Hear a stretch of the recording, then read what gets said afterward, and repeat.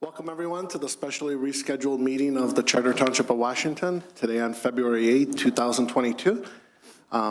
Today I have a special guest, Amanda Stenquist, a junior at Romeo High School, to lead us in the Pledge of Allegiance.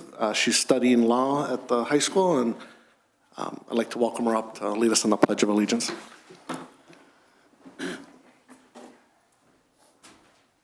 I pledge allegiance to the flag of the United States of America and to the republic for which it stands, one nation, under God, indivisible, with liberty and justice for all.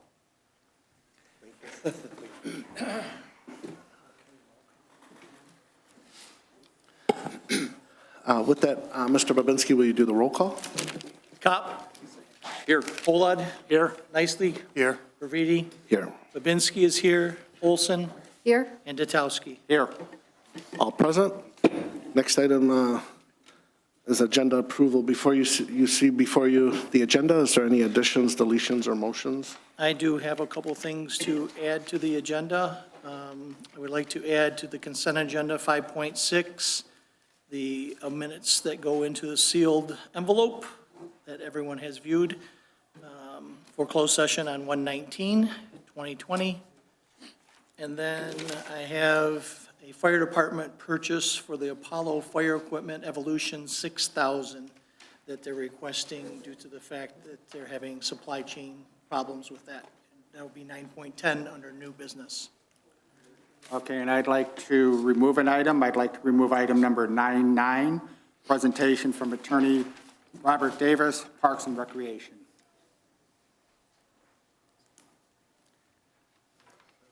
I'd like to remove Parks and Rec to be talked about separately from the consent agenda. Oh, sorry. So you want that to, oh, I didn't, you want that to move to agenda items? Yes, Pull it out please. of consent.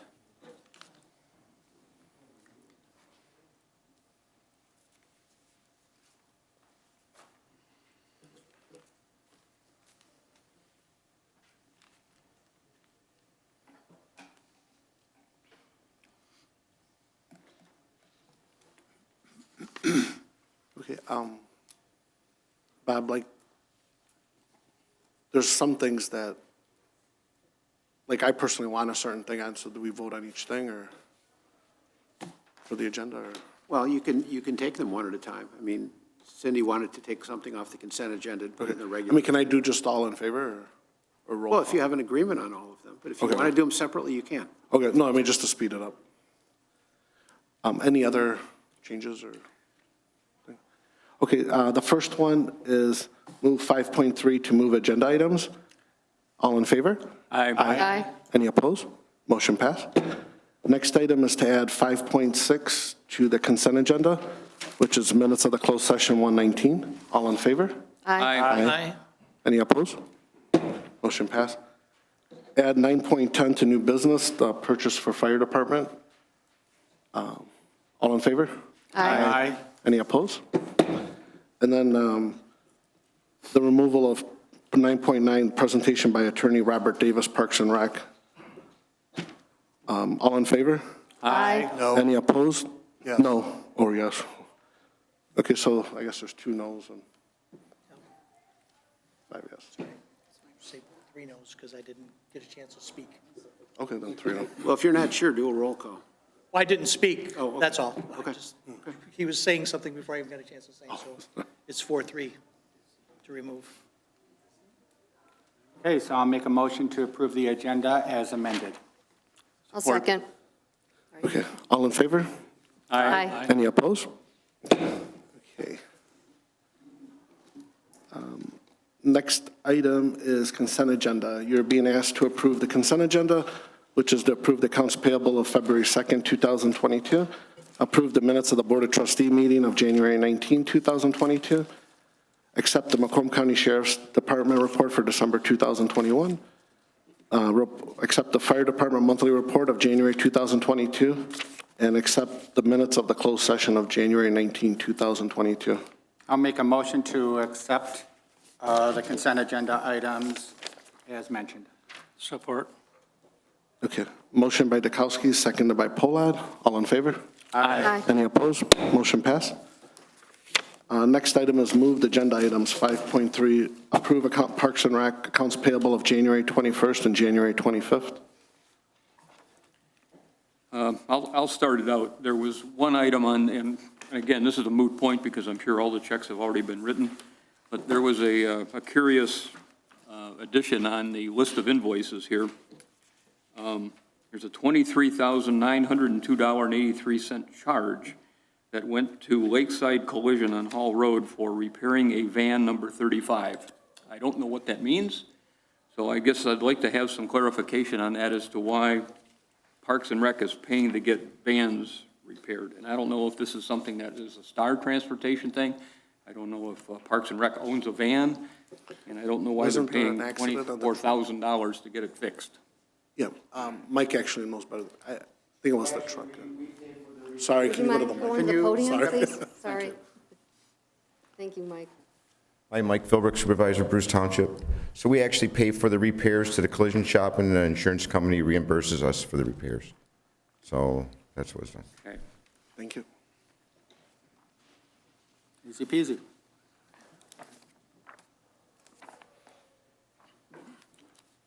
Anything else?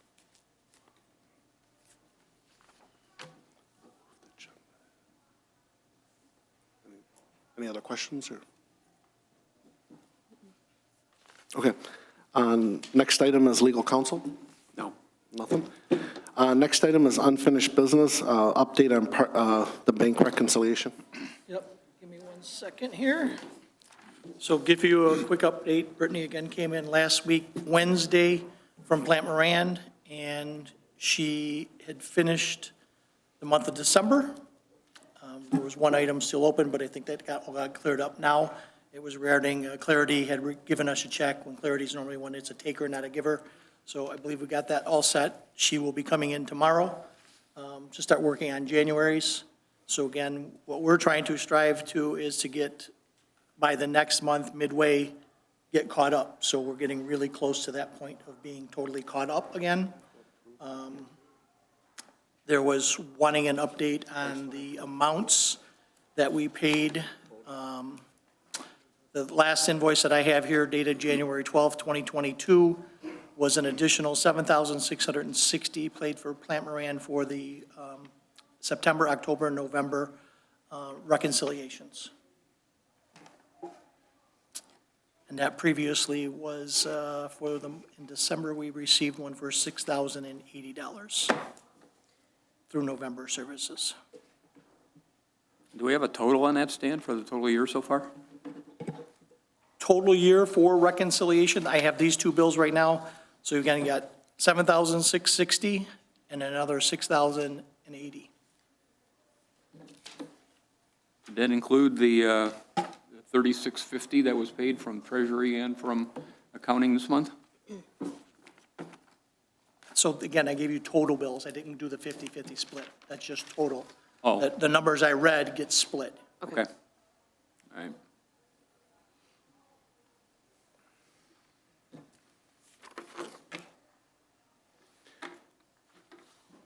There's no motion needed on. Nope. Bob, do we have to make a motion on that Parks and Rec that we moved out, the consent agenda item, or No, you no? already did. That's fine? No, we have to approve it. Should approve it. Right. We moved it. We removed it, but we didn't approve it after the fact, so. I'll make a motion to approve 5.3, approve Parks and Rec accounts payable of January 21st and 25th. I'll second. Motion by Praviti, seconded by Babinski. All in favor? Aye. Any opposed? Motion passed. Okay, we'll move to new business. First item up is 9.1, the public hearing of the Community Development Block Grant, CDBG. Tonight we have, this was supposed to be presented last meeting, but due to the snowstorm, we're doing it tonight. But we did receive several letters. Stan has them. I believe he gave copies to the board. Yeah.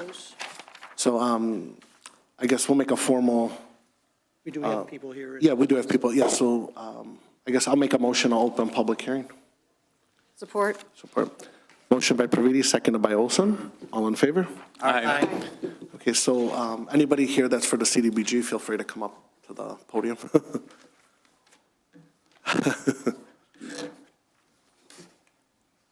Hi, and thank you for the opportunity to speak tonight. My name is Kathy Wojak. I'm the Executive Director of Samaritan House.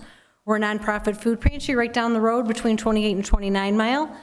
This is our 26th year servicing the community. I'd like to tell a little bit about Samaritan House if you don't know about us. We're much more than a food pantry. Besides food assistance, we provide backpacks with all the supplies for children kindergarten through 12th. We have a summer nutrition program for when children are out of school. And this year, we recently added a boot and coat program for children in grades kindergarten through 5th. In addition to those specific programs, we have helped with plumbing repairs, car repairs, dental procedures. Nothing is set in stone. Each client's situation is unique, and a committee decides if and when help is warranted. Our Sharing Tree program, which is our Christmas program, this past year helped 163 families and 25 group homes. We distributed food boxes at Easter and Thanksgiving. Accounting Aid Society uses our building on Saturdays to prepare taxes at no charge to low-income residents. We also deliver grocery orders to an average 30 homebound households per month. I encourage you to come by and take a tour. I think you will be surprised by what we do. We are supported by our 16 sponsoring churches, individuals, businesses, and community organizations, as well as our 3 annual fundraising efforts, which tomorrow night is our pasta dinner, so that's a big one. Our pantry is a client choice pantry, meaning clients get to choose from a list of items rather than receiving a pre-packed box of food. Clients choose from meat, dairy, fresh fruit and vegetables, along with personal care and cleaning products. This past year has been very busy. Parents out of work because of COVID, children home, therefore parents unable to work. We see it all at Samaritan House, from the single mom working 2 jobs, to the grandparents who are raising children, to seniors who are on a very tight budget. 83% of all of our funds received are spent on client services. All of our clients are vetted to ensure we are truly helping low-income families. We work in conjunction with various nonprofits in the area to make sure that we are not duplicating services, especially at Christmas. Last year, we spent $56,000 on food to stock our pantry, helping 1,361 families or 2,900 individuals. A lot of people think we're just supported by donations, food donations, but we actually purchase food on a weekly basis. 3 times a week, we have Sheena's come out and fill our shelves with everything from fresh meat and dairy to produce. Last fiscal year, we helped 128 families with food assistance, which is 1,675 individuals right here in Washington Township, spending $16,266. In addition to helping those families with food, we spent an additional $2,292 to help with shelter and utility assistance. We provided food baskets and gift cards at Easter and Thanksgiving. I am requesting $6,000 in CDBG funds, and I thank you for your time and your consideration. Thank you. By the way, we sent a family over there that we adopted for Christmas, and they were very appreciative of the things that you did, so thank you very much. Yep. Anyone else?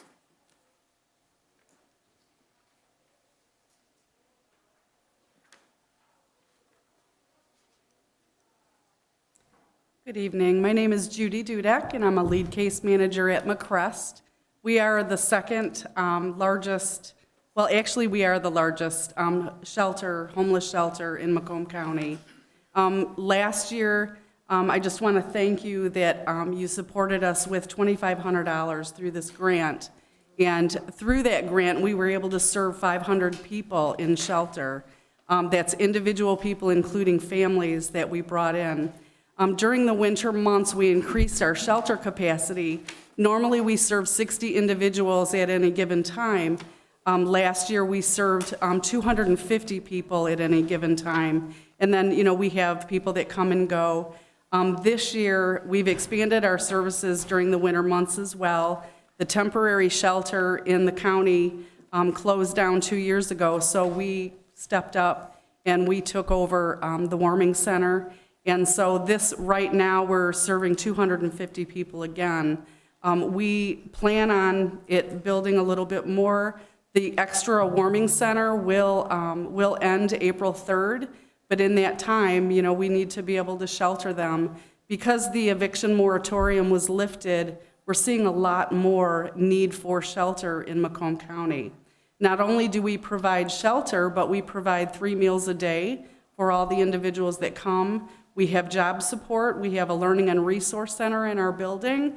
We're getting ready to move into our new building in April, as well as working with housing support. We have housing support programs that will actually pay a security deposit and several months' worth of rent.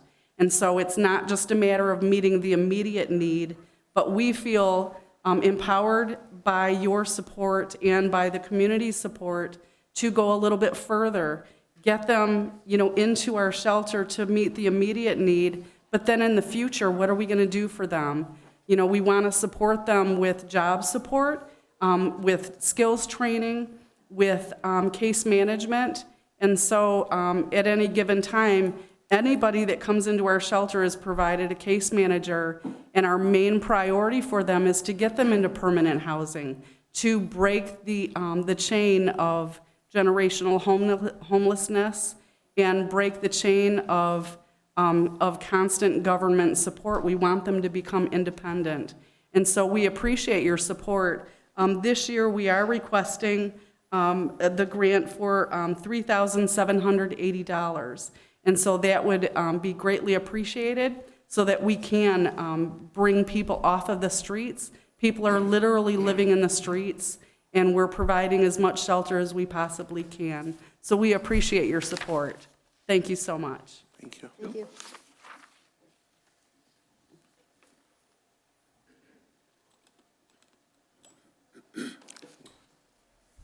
I guess it's good evening at this point.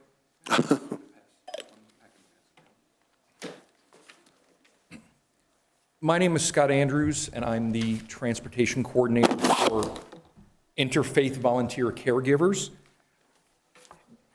A little bit about our organization. With the number of older adults in Macomb County rapidly increasing, the need for support services due to the frailties of age, chronic health conditions, or disabilities is growing dramatically and will, of course, continue to grow in the future.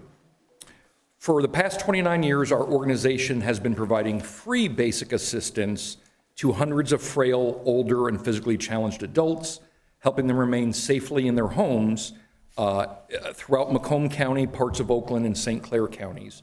And we help them, assist them, by utilizing hundreds of volunteers. Such assistance that our organization does is helping these older disabled adults with transportation, with chores, respite breaks, errands, and even friendly phone calls and visits for loneliness. These opportunities provide fulfilling experiences for those who wish to volunteer, as well as support those in need. The CDBG component from our organization is called the Safe at Home Project, where we do chore and repair program for low and moderate income, older and disabled adults.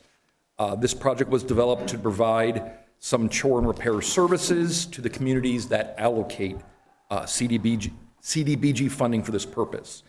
By assisting these low to moderate income seniors and physically challenged adults with some of their indoor and outdoor chores, minor home repairs, and routine housekeeping, we do try to identify the individuals that are in the most need and have the fewest amount of resources and try to work with them.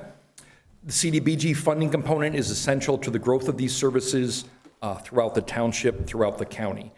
We are confident that hopefully receiving some CDBG funding will allow us to grow these services. Of a particular note, there was a lot in our organization that I handed out. On the back side of the white page, it sort of focuses in on not only the Safe at Home program, but our involvement with Washington Township. So, for example, looking at the last 3 years of our CDBG funding requests and what was granted by Township of Washington, you can see that 2021, we did receive funding and were unable to utilize any of that, basically because our home repair and chores, just trying to avoid the contact, because it's usually retired volunteers going and helping seniors who have disabilities and limited resources, and it was deemed probably not the safest situation. In the past year, we were able to help, we have been helping 5 seniors, 5 of our clients that are residents here in Washington Township. We've also had 5 Washington Township volunteers. Over many years, you can see we've helped 61 seniors in Washington Township and utilized 119 volunteers. Any amounts that you are willing to offer would be greatly appreciated. There's a lot of, obviously, very special, important nonprofit organizations. I appreciate that we have had some funding in a relationship in past years. Hope that continues. And if it helps with the dollar amounts, what our projections are by working through with Macomb County is we have billable, if you will, reimbursement of $74 per chore or small repair, whether that's housekeeping for a house that is maybe starting to collect too many items, or the small repairs, helping a loose railing, installing a railing, light switch, etc. And in our case, any money granted by the township council doesn't go to us automatically. It is held by Macomb County, and as we assist Washington low-income seniors per chore, if you will, or per repair, that is when they send us $74 per bit of assistance. So just so you have an idea of, the money is not a lump sum, it doesn't come to us at all, it is as we assist people. And then obviously, if any money somehow wasn't spent or utilized, you can be rest assured that Macomb County Community Action finds a use for that in other parts of the county. So thank you very much for your time, and again, I really do appreciate the opportunity to be here. Could you maybe give the phone number and website in case people watching at home? Oh, Yeah, certainly. I mean, I know it's on here. So, yep, interfaith volunteer caregivers to help, again, seniors and disabled adults with limited resources. Our phone number is 586-757-5551, and then with a website of letter I, letter V, letter C, ivcinfo.org. So, thank you. Thank you very much, Supervisor. Thank you. Anyone else here for CDBG? That's it. Okay. Then, okay, I'll make a motion to close the public hearing for CDBG. Support. Support by Dukowski. All in favor? Aye. Okay, motion passed. So the next step is to move this to the CDBG committee with Patrick to Yep. decide. We will award, and then at the next meeting, we'll announce what we have given to each one of the nonprofits. Do we have I to wish make we that had a more to motion give. or no? Yeah, I know. Do we have to make that a formal motion or no? I don't think so. We don't make that a formal motion or? Is that your typical practice to send it to the committee? Yeah. We just typically do it the next board meeting, that's all. And they'll make the recommendation? Yep. Okay.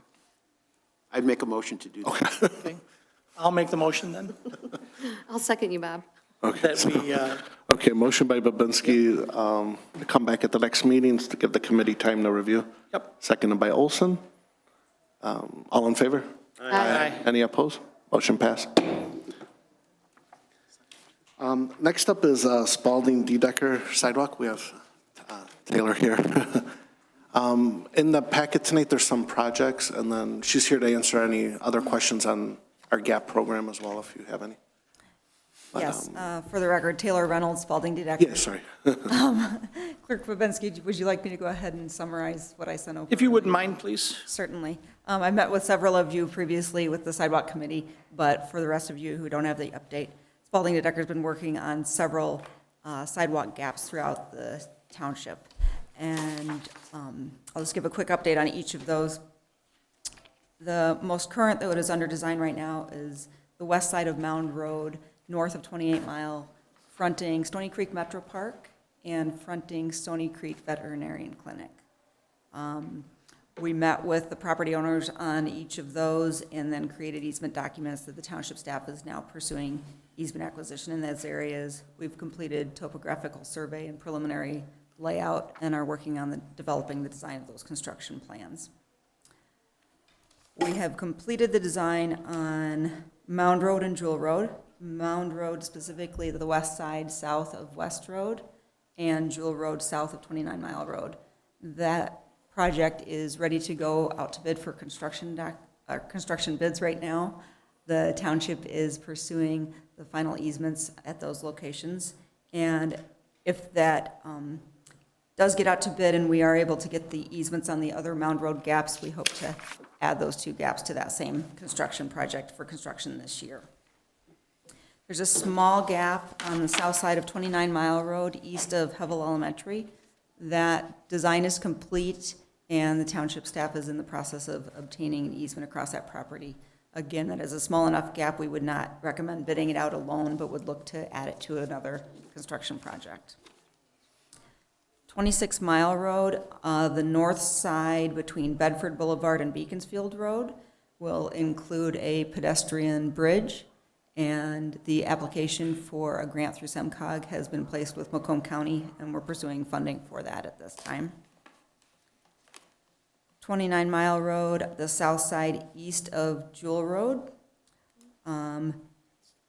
We have laid out a preliminary layout through that sidewalk gap and provided easement documents to the township, which the township staff is in the process of pursuing.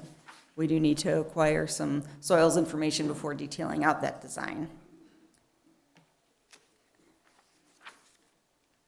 And then beyond that, we've worked with the Sidewalk Planning Committee to create a 5-year plan. And in your packets tonight, you'll also see a proposal from my office for the first year of design of that 5-year plan.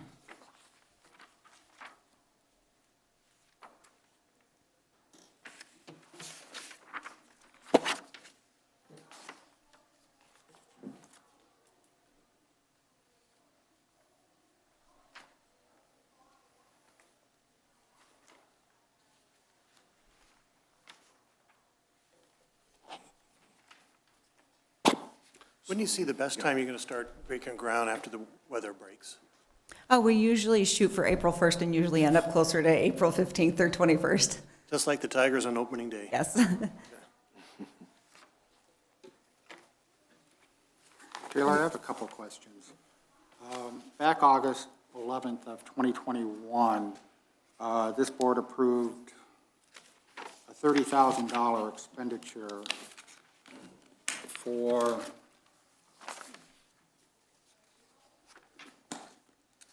and I'll read it right here. To approve the proposal of a sidewalk planning and funding applications to Spalding Decker in the sum of $30,000 as outlined in the proposal, and I have the proposal with me. Correct. In addition, the Spalding Decker representative will provide an updated schedule on the timeline and events associated with the proposal by the next board meeting. I've never seen that. I've never heard that. I understand that it was talked about in the sidewalk committee, but I would like to have the opportunity to have it brought back in front of the board and give us all this information so that we can ask questions, those of us who are not on the sidewalk committee. Certainly, and I'm hoping Patrick can confirm for me, is the 5-year plan what was presented at the Planning Commission? Yeah, yes, it was. Okay, Yeah. so I apologize that that did not come back to the board yet. Yeah. We can certainly We did it at our master was- plan, too. We had a master plan meeting, and we discussed it there as well. Yeah, but Okay. the board never got a chance to ask questions. It was never Yeah, no, presented to feel the free. board, so, and that's what I think we should have an opportunity to do. Because of some of the things, what was presented was sidewalk gaps and future trail expansions. Okay, so I'd like to get the summary on that. We got the budgetary level estimates for each segment within the 5-year plan, and that's here now, is what I'm seeing, is that correct? Correct. That is, what you have in front of you that was provided with our current proposal is just year 1. We have provided with the 5-year plan, all 5 years, but I didn't have that as part of Okay, tonight's so packet. you'll have that, and then the technical memo, and then the GIS integration, where we're at on that right there. Right, and that is complete. Okay, You can so provide yeah, that to the so if we board. can get this on the next schedule, and we can get a presentation on that, that way there, we can get a full update on that, and we all understand what's going on instead of just a few people. I actually have a question as well. So last year, we laid 0 feet of sidewalk, correct? Like 0 feet of sidewalk. So is this last year's list, and we're doing it this year? Or what was last year's list? I don't have that handy. Last year's list included Mound Road and Jewel Road that is ready to go to bid for construction at this moment. The ones that she just went over, yeah. Okay. I was hoping to get these bids in for construction season and get more bidding if we do it now. That's why we're presenting tonight these.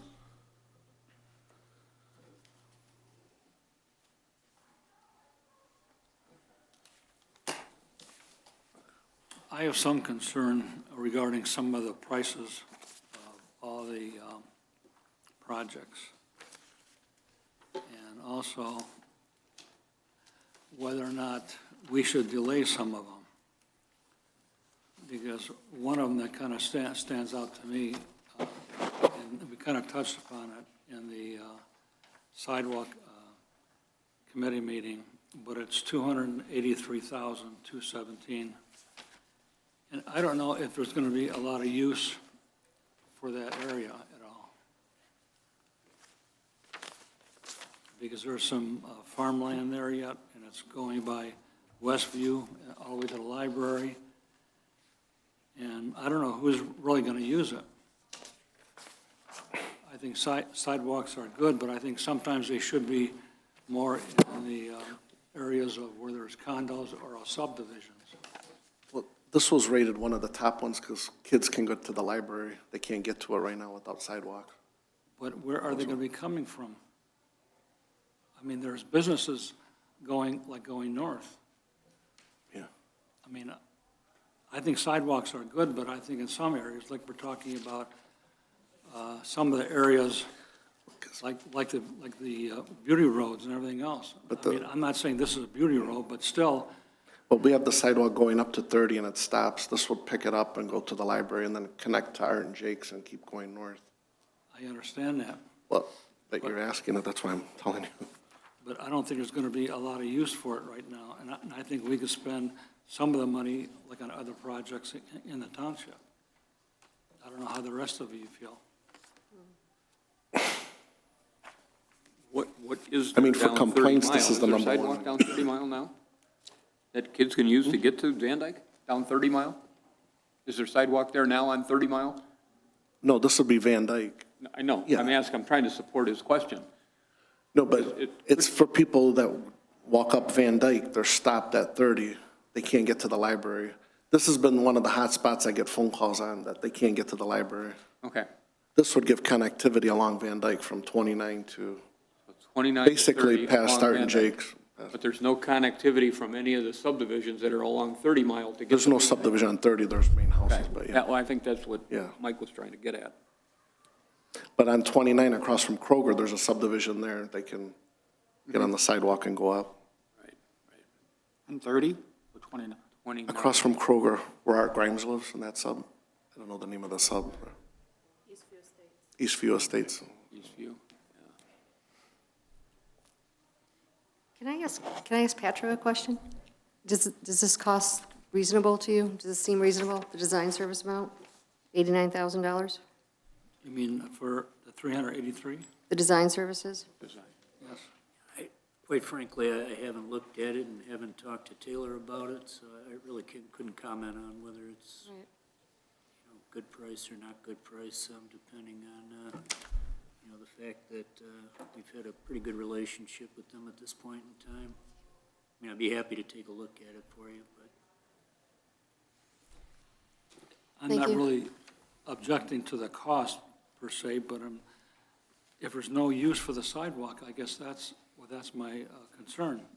I really can't see anyone using a sidewalk that much. I mean, there's businesses across there. And I get phone calls on it almost every day about it. I'm in favor of moving forward and sending it up the main thoroughfares. Because again, if there's walkers, they don't even have sidewalks in their subdivision, doesn't mean that they won't can converse up and down, and as we can become more of a walkable area, bikeable area, that will open that pathway for the kids to do that. Especially 30 and Van Dyke's our number 1 accident intersection. I mean, I don't know. So this is on the west side of Van Dyke, so right in front of Westview. How are we putting a sidewalk through Westview? Do we have the easements already? I don't know. No, we don't. No, we haven't initiated any easement documentation. Because I know that was. That will be one of the an first issue steps. a long time ago, and in fact, a grant got turned back many years ago because the easement wasn't granted. I believe that's correct. I'm just wondering if it's a good idea to pay for all the design services until we have the easements.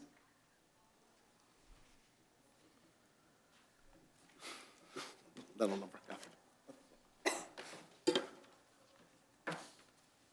I wish these questions came up yesterday at the sidewalk meeting. They did. Well, right now, we're in front of the full board, and the board is asking questions. Yeah. So it's out of committee, it's now into the board. And it was brought up. Best way to look at some of these projects are. She asked you if 89,000 was a fair price yesterday, Patrick, or no? No? I don't remember that. No one asked me. No, I was asking about the remember that. easements for Westview. Yeah, and we said Sam. we didn't have the easements. We have to get the job to get the easements. But we know that one's going to be a hard one. It isn't. It's a very easy one.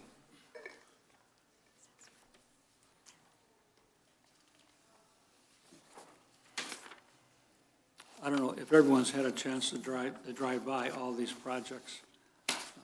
I drove by, I think it's 4 out of 5. And I think if you drive by there, you get a better impression as far as, you know, the possibility of a lot of use of those sidewalks. And if they're connected to subdivisions, I have no problem. And We don't have a lot of subdivisions on Van Dyke. This is for the main thoroughway. So we can connect all the stores to the trails. That was the idea. I understand, Because I don't know if you want people walking along Van Dyke on the road. but most people are going to take their vehicle to go to these stores. They're not going to drive on the sidewalks. I guess maybe that's where, had it been presented to the board, the findings of what we paid for last August, that maybe we wouldn't have as many questions and we would have a better understanding. Because I don't have a good understanding of it at all. I'm not involved in the sidewalk committee. I've seen no reports. I've heard no reports.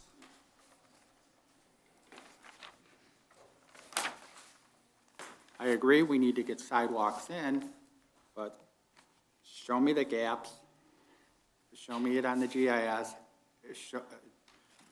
just show me the information. We don't have it. This board does not have it. It is stuck in a committee. Okay, This board that's does fine. not have. I'll make a motion to table this or postpone this to next meeting. Okay. I'll second that. Okay. Motion by Praviti, seconded by Babinski. All in favor? Aye. Any opposed? Motion passed. Sorry, Thank you. Taylor. Next item up is presentation of the Macomb County Sheriff regarding possibility of traffic enforcement officer and motor carrier division officer. So tonight, yeah, I'll turn it over to you guys. Well, good evening. Thank you. Thanks for having us, Township Board Supervisor.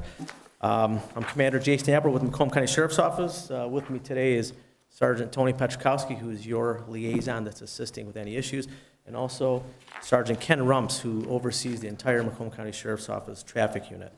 We're here to explain the agenda item that's on the agenda tonight about a traffic and motor carrier position that the township and how beneficial this would be to the township. This community, from what we see as a traffic officer, can also document that it's growing at a good pace with the commercial and residential development that's currently going on and what's going to occur here in the future.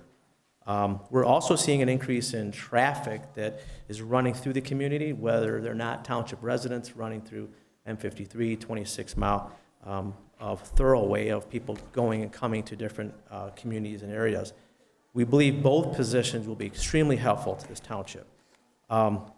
For example, today, and I don't know what the last census was here of what the residential count was, but for example, today we had 2 deputies working, and you have 30-plus thousand residents, and that's not including the thoroughway of vehicles that are traveling through the community.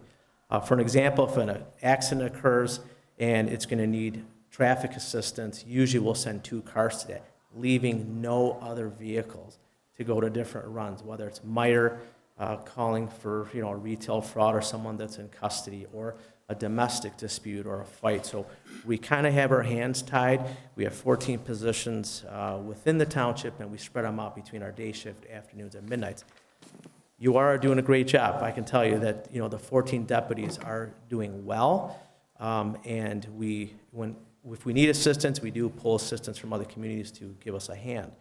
And like I stated before in front of you, that really it comes down to you, the board, to make the decision on what type of law enforcement you want to see for the community, and what you want as a reflection of law enforcement within your community.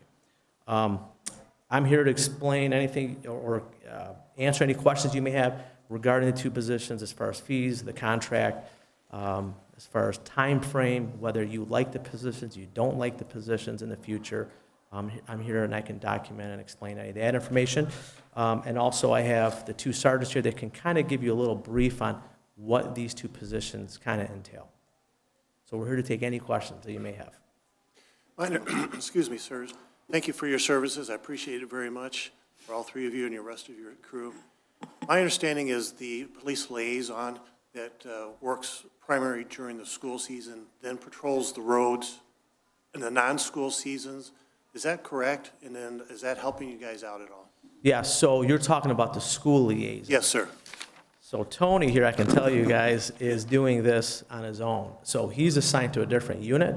However, on his own time, he's assisting the township at no charge. Okay. So the school liaison is the school does pay for 50% of the salary of the liaison. Mm-hmm. In the off-season, the school liaison will get in a patrol car and assist with police runs. Okay. In Washington Township? In your township, because they're paid by your township, correct. He does a great job. The kids love him. Well, we try, right? Yeah, So. I know. And that's a huge bonus to the school, Absolutely. to have a liaison, and we've seen it here in the past. I was wondering if you could explain better the motor carrier division. Sure. Because originally I approached because of the traffic increase in our town, but the motor carrier intrigued me because we have so many gravel haulers up and down Mound tearing Yes. up our roads. So I don't know if that would help prevent, Yeah, preserve absolutely. Mound Road longer, or we get more. Yeah, and I'll ticket explain increase. that. We have a deputy that's currently trained. We've paid for all the training for this deputy, so that would be at no cost. We've already sent the deputy to all different types of schooling that they would need. But Sergeant Petrikowski will better explain to you kind of the motor carrier unit. Oh, sorry. So there's not a whole lot of motor carriers around the areas. State police are mostly on I roads, I-94.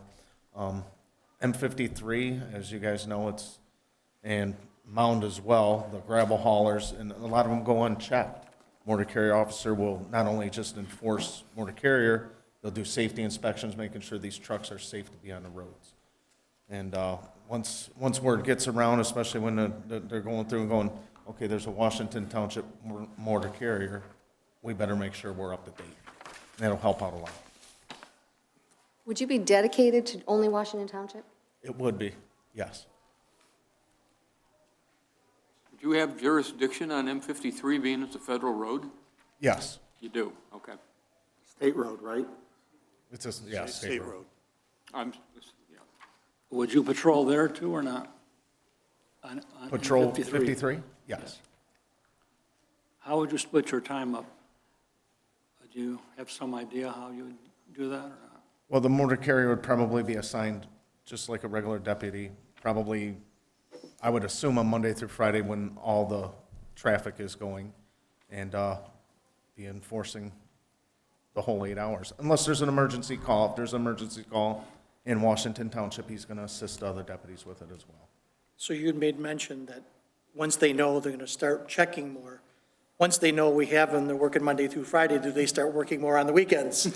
So, Well, there's nobody out there right now. Right. That's, and a regular, you know, with all the training that we do get, we don't have enough to train everybody in motor carrier laws. And that's why we're starting to get more officers involved in it. Lennox Township just took on a motor carrier unit. Macomb Township has one, and we're anticipating we have one county one. so, again, some of the things I'm looking at is making sure that this falls within, I know we're not using our maximum millage right now, but make sure that we're not going to have to raise our millage to incorporate this into adding additional patrol officers for these two. Is there any reason we couldn't combine the motor carrier officer with the traffic enforcement officer, that one person can't do both?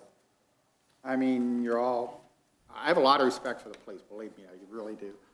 But why can't those two functions be combined?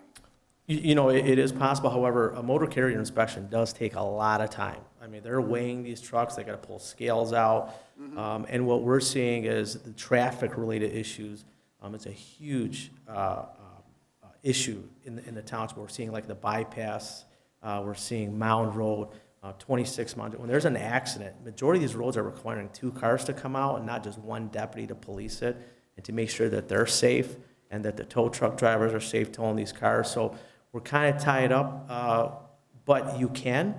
However, a motor carrier inspection sometimes take a couple hours. Sometimes it takes a couple hours. All right, so for even one if they truck take to be 4 hours, weighed. they still have 4 hours left of the shift. Sure, but then they have reports to write and things, but I yeah. understand all that. I understand it very well. Sure. So I'm going to go to the question that I really have. So back on October 6th, we approved a contract. Yes. And it was a 3-year contract. Why didn't any of this come up then? What changed 4 months later that we're now revisiting literally the contract?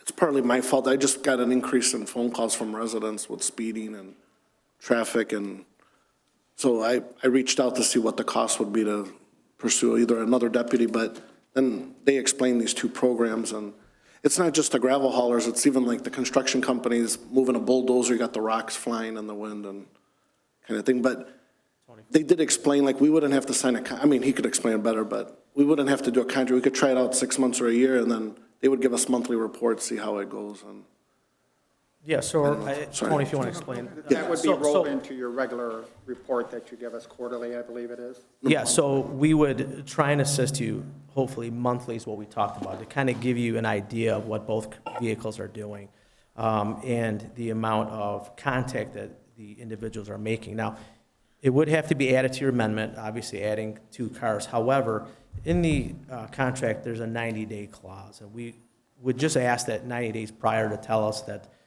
we, no longer wish the services of the motor carrier or traffic. Harrison Township did something similar, where they added a traffic unit, and really they get busy during the summer months. So they started seeing that it was decreasing for them, and the supervisor asked that we just make this a regular deputy, and we did that. So, and like I said earlier, it's up to you on what you want to do. Okay. One question too, you're in a Clinton Township.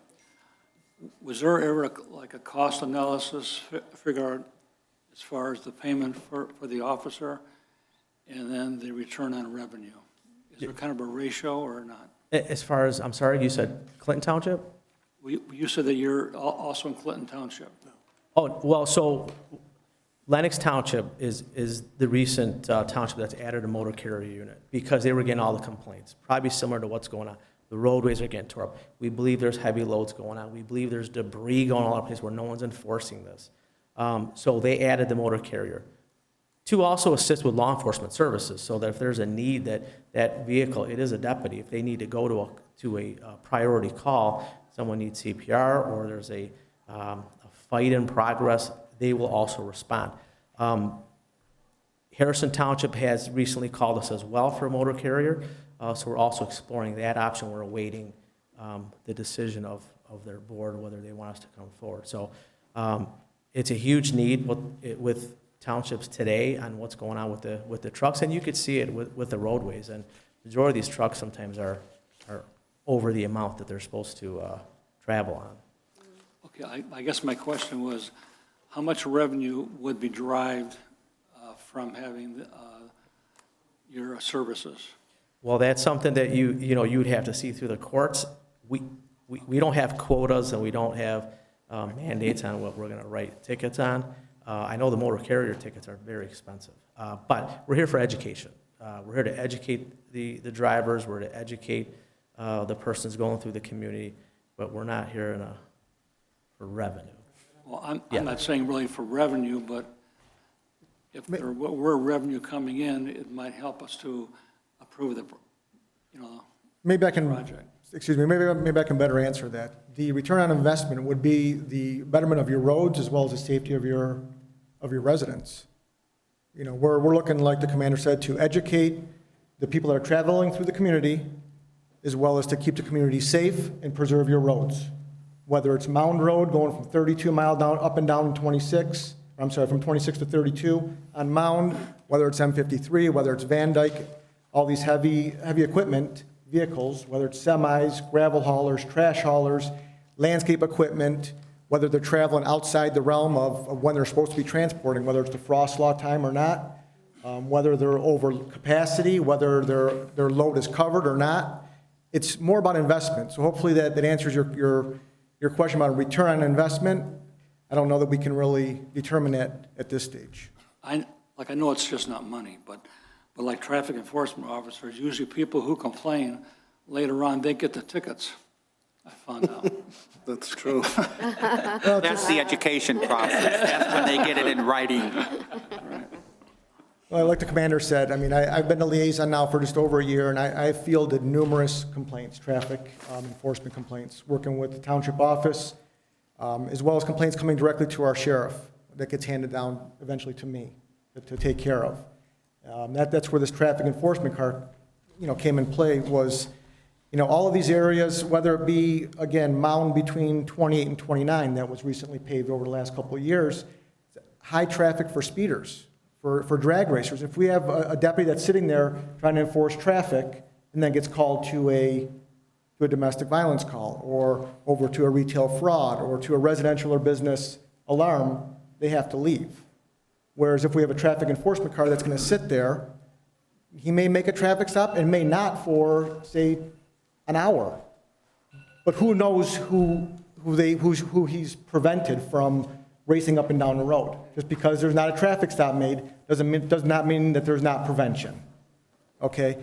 Also all these school zones, we can have that traffic enforcement deputy at these areas just to make sure that people aren't driving on the shoulder of the road trying to pass cars, whether it be 29 mile between Campground and Van Dyke. I know there's a big area of concern there.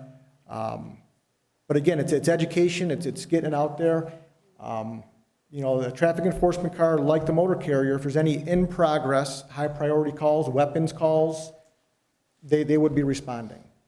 You mentioned something that sparked my thoughts. Right now, almost every day, they have an officer sitting in front of the Washington Elementary. Yes. Would that person be replaced, or is that the liaison from the school sitting there? I'm not sure who sits there. Well, that's one of your patrol deputies who's taken it upon himself to sit there. He could be there for 2 minutes, and they get sent to a call for say a malicious destruction of property. Somebody's mailbox got ran over or whatever it is. It's a single car response. However, if that traffic enforcement car is sitting there, he's not going to respond to that non-emergency call, if that makes sense. So, with the shortage of police officers, do you find any challenges in trying to fill these spots? no, we can fill them. Okay.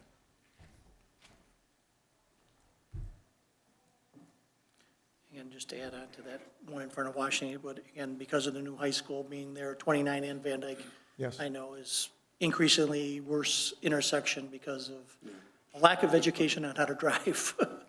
And also with the traffic enforcement car as well as the motor carrier, we can adjust the start times. Whether it's during the school, if we're having issues with high school, when they're being released, for the day, if speeders and so on and so forth, if we need to adjust those times, we can do that with these specialty cars. With the normal deputies that are assigned to the township, we either have an early start and a late start, and that's it. With these cars, we can do a 6 to 2. We can do a 10 to 6. We can make adjustments, and that would be noted. And again, I spoke last time, or maybe a couple of months ago, as the liaison, and I've been working directly with the township office as far as special needs and requests, so we're here. One of the issues the chief has is space over at Station 1 right now. Do you know how much more space that would take up, and is he aware that we are talking about adding additional deputies to the area? Well, right now, we have the office, the smaller office where the computer and the file cabinets are, but we also utilize the one across the hall as well. So, right now, it's cramped as it is right now, but adding one more, we can make it happen. Okay. Sorry, any comments from the audience? Sorry. Or I'm sorry if I cut you guys off. No, go ahead. Sure. Yeah. Here. Oh, no, I found it. Each officer fully vested will be $178,420. And that includes vehicles. Includes a vehicle. Yeah, no,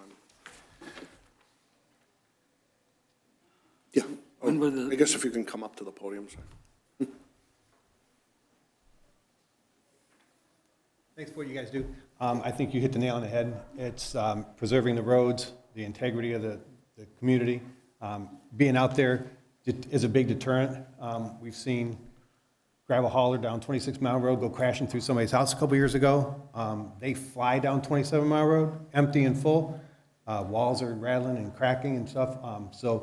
I would hate to see what would happen if one of the senior citizens in that community were happen to pull out in front of one of them as they're doing 55, 60 miles an hour in that short stretch. I think that would be very beneficial to having a deterrent there. The cement trucks that come down there, they come wheeling around that corner very, very fast. I just think that is the whole ball of wax right there and how much it costs. Because if somebody gets killed, there is no price on that. And I fully support this, even if it is just for 6 months to try it out and see how good it is. It's going to get the word out there. Thanks, guys. Sorry, Phyllis.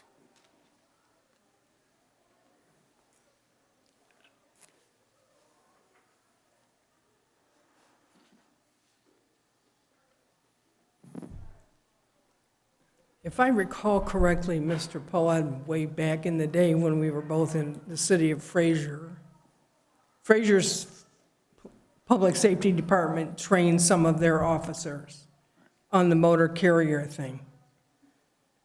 And it did, I know on Grospec anyway, I remember it made a huge difference in the damage to the pavement because there were so many overweight vehicles moving up and down Grospec at the time. And as I recall, the city made some amount of money on each ticket that was issued, but I don't remember how much it was. But my other question, or my question is, 178,000 you said per man, or per vehicle, right? So per thing. Okay, so is that amount currently budgeted, or would we have to amend the budget to cover that cost? My idea is if we approved it, I would start at April 1st in the new budget, and we could put it in the. And just the new budget? Just the new budget. Okay, but the millage won't be affected? We got to look at, yeah. But, Okay.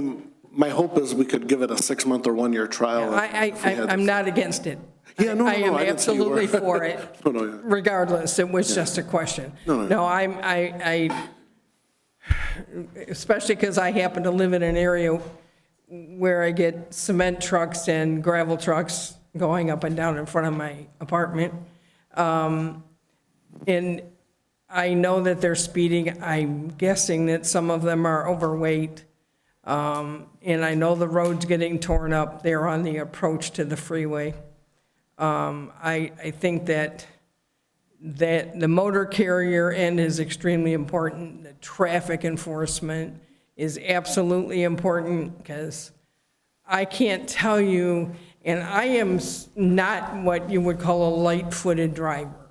Okay, I have no problem driving. They're behind you, Phyllis. Yeah, I know. Catch me if you can.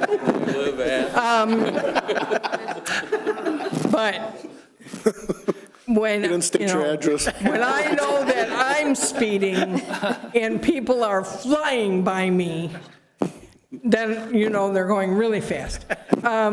Because, like I said, I'm definitely not a light-footed driver.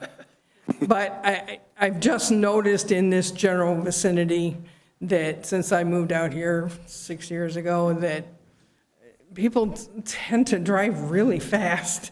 So anyway, I think both of them are needed. I think that, again, because we are so limited in the number of officers that are here on a daily basis, and they have an emergency or a bad accident, and they're stuck at wherever it is, and traffic enforcement goes out the window. So I absolutely agree with both of them. And hopefully we don't have to adjust the millage, but if we do, I'm still for it. Thank you.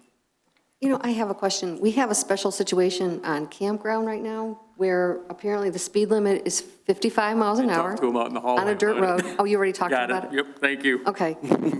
But the suggested speed limit apparently in orange says 15?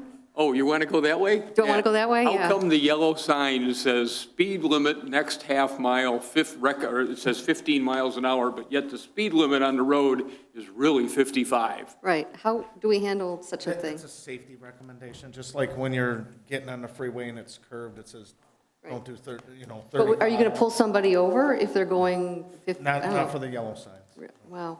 I had a Washington Township resident call me and ask about that too. He goes, because I slowed down to about 30 and I got people flipping me off and tailgating me, hitting the horn, so we straightened it. For you as the board, just so you know, both vehicles will clearly say Washington Township on them. They will say motor carrier on them, traffic enforcement. The one thing that is beneficial to the traffic car is that we can adjust the hours. If you had like a holiday parade or you had tree lighting ceremony, we can flex those hours for that car to assist with those situations. And we can let that officer know that part of this position is that we will move your hours around. And also to feel comfortable that at any time you say, just give us the 90 days. So it can kind of get us going with our finance department of the county, that if you decided that you wanted to add these two cars as part of complement, say, hey, we now want to change it and put them part of the deputy complement, increase them from 14 to 16, or you know what, it's not working out.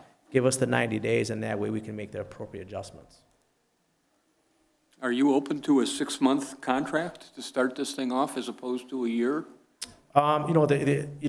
We like the year because we're investing. Each vehicle is going to, well, I can tell you the motor carrier costs about $45,000 to purchase that vehicle. And the traffic car is also going to need to be purchased. And then we have about another $5,000 to $10,000 equipment for the motor carrier. So we'd like to get that 1 year because we'd be stuck with these cars. But if that was really a sticking point, we could. But, for you to actually kind of gauge and see where this vehicle's going, I think, or the two positions, I think you would need the year, just because of the seasons. And Exactly. I think going through all the seasons, through summer, through the whole school year, through the holiday seasons, through the construction season, like the commander said, I think to get a full grasp as to how these two cars will really benefit the township, I think a 1 year would really be a good gauge.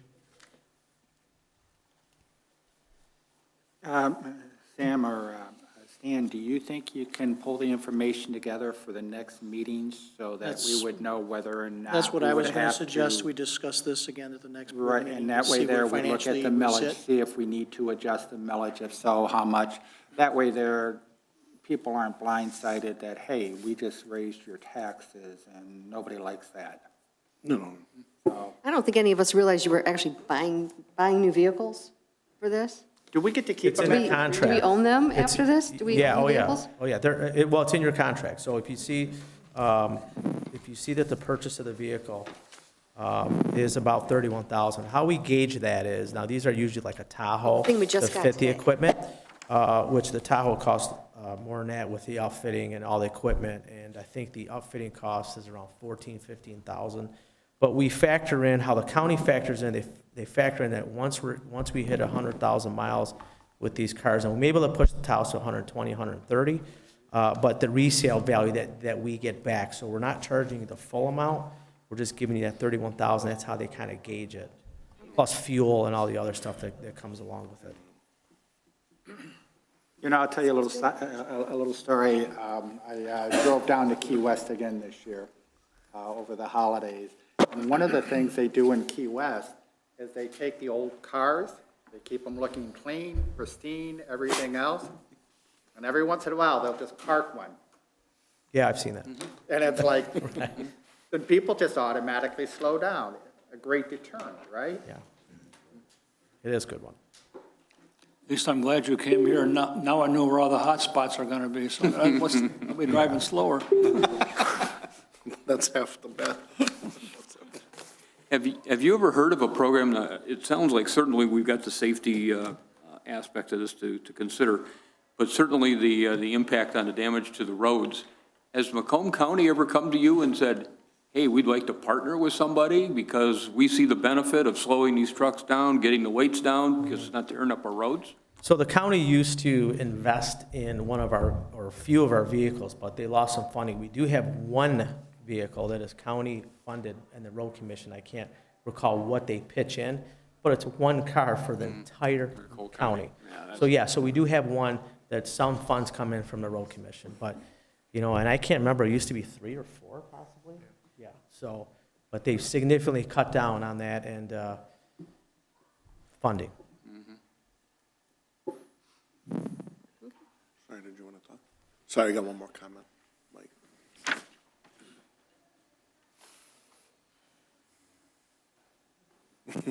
Well, I'm on the other side of the fence. Hi, Mike. For those that don't know, we travel Mountain Road quite a bit with our trucks. And I appreciate these guys and everything they do. And we deal with motor carriers pretty much in every community. And we've invested a lot as a company as far as overweight goes. Fortunately for us, you know, legal loading in Michigan is 160,000 pounds. Now, are these roads made to handle 160,000 pounds? Debatable, right? But, you know, we're like everybody else. If we can load to 160, we're going to, we've invested a lot just in our equipment on site to make sure we only load to a certain point. You know, obviously, we're going to not max out, but do what we can. My biggest question is, you know, you guys mentioned when you get pulled over to weigh a truck, right? It takes time, right? Couple, 3 hours? Yeah, depending on what We're talking about a gravel train. Yeah, and we also feel that they need it further, yes. Right. So if me as a corporate citizen's doing what we're supposed to do, and we drive down Mountain Road and they think, well, this guy might be heavy, we get pulled over, I got to take that truck and driver out of service now for 3 hours, and I might not know anything wrong. So the question is, you know, is there anything for me for doing everything right, taking that truck out of service for so long? Because remember, they can't tell how much we weigh going down the road, right? You're pulling us over because you think we're overweight. I just don't think that's fair. I mean, certainly they have the right to pull us over and weigh us, but if we're underweight and not breaking any laws. Can you address that question that he poses? Can you just pull him over because you think he's overweight, or is there some cause that you see a blinker out or something like that that you're pulling him over for? Our traffic and our motor carriers pull over for a reason, speeding, tail light, but they are allowed to pull over for a vehicle inspection as well. Yeah. And with their training, they go through the weights And obviously, it's continuous, you know, and a lot of times our one guy, he's pretty good at it. Okay, that one's overweight, just by the springs, you know, but they're trained in it. I'm not. Is there an opportunity for a gentleman like this company over here that you give him a sticker and it's good for 30 days, and if he gets pulled over 2 weeks later, it was already looked at, passed, you move on, or is that something? Well, the loads are different every day. Okay. You know, one day you might have a half a load, and next time it could be spilling all over the road. I think he was addressing other safety issues Yes. that it's good for, just like we Well, used to test our mufflers It's and all going to that be the kind of same stuff. deputy, the Yeah. same Okay. motor carrier guy, and he's going to know, oh, yeah, I inspected that one, and they were great.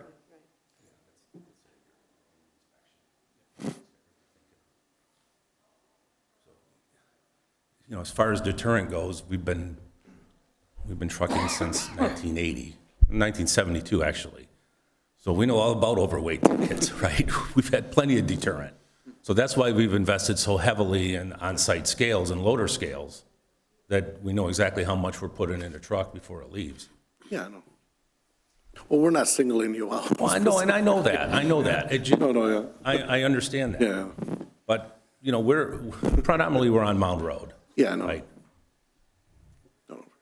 Is there a way for the deputies to follow your truck over to your scales? I mean, would that be a plausible thing? Unfortunately, I don't think they allow us to do that. We would love for them to do that.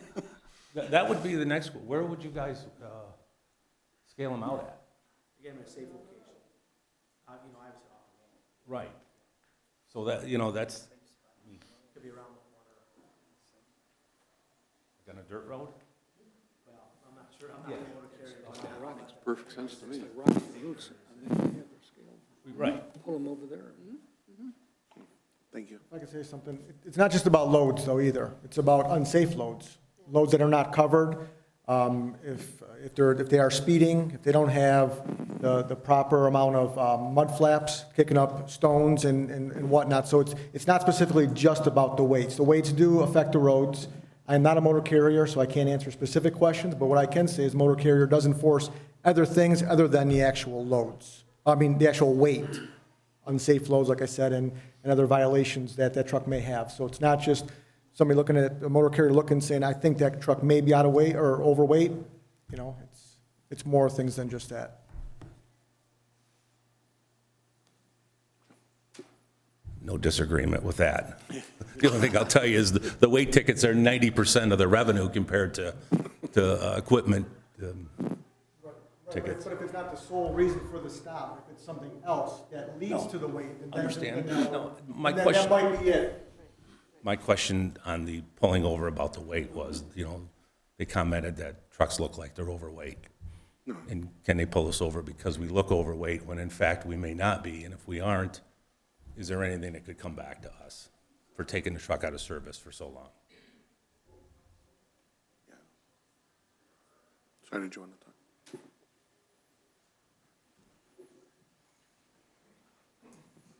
Thank you. I just wanted to make sure you caught what they said about that they could adjust the times, because we ran into it when we were doing an event for the memorial, and we called to ask if, you know, when it let out, if we could have some help with the traffic, a safety issue, and they couldn't do it for us, but now that would be able to occur if they can adjust their times around what our hopefully we'll get back to activities. Yeah, for sure. Thanks, Sue. They also did that when we had the fun run here, too. They helped with the closing of the roads. When it comes to public safety, I would think that there would be no question. And since you're probably going to table it, maybe you can talk to the sheriff's department or whoever about what the fines would be for each. Like, okay, so if they're overweight, what would the ticket be? And how would that money, because you said that money will come to the township, right? Correct, yeah. So that could outweigh some of the costs. So you have a little bit of time if you're going to. But not just monetarily, like the awareness now could actually prevent future Right. road decay on Mound Road, or I'm Right. using Mound as an example. Well, I know it's about our roads too, but it's also public safety. I was at 29 Mile the other day, waiting at Mound, and a dump truck went right through the stop sign. So, I mean, that'll help with that, too. Yeah, no, definitely. Mounds like a racetrack. Any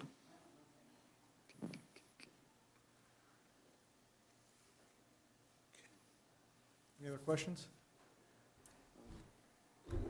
I'm getting the feeling they'd like to get us to crunch the numbers for next week's meeting, if that's okay. And Absolutely. We'll probably know by next week. Yeah, we have a meeting next Wednesday. Okay. So I'll make the motion then, Sam, to postpone this until the next meeting in order to find out more information financially, how this impacts the police millage, and bring that back to the February 16th board. Yeah. And would you guys be able to attend, one of you, or To do what? come to our next meeting? or- Sure, Yeah, sure, sorry. That'll be absolutely. next Wednesday. But it'll be at 7 o'clock. I'll support that, Stan, in case you didn't hear. Motion by Babinski, seconded by Dekowski. I guess roll call. Babinski's a yes. Datowski? Yes. Olson? Yes. Graviti? Yes. Nicely? Yes. Olad? Yes. And Cop? Yes. Okay, motion passed. Thank you all for your service. presentation. Thank you. Thanks, very guys. much. Thank you. Okay, next item is 9.4, approve the purchase and installation of air scrubbers for the township building and HVAC systems. So you have in your board packet some information regarding some air scrubbers. Again, because of the health concerns and COVID and other airborne diseases and things that travel, and the concerns of the staff wanting to have more cleaning and whatnot.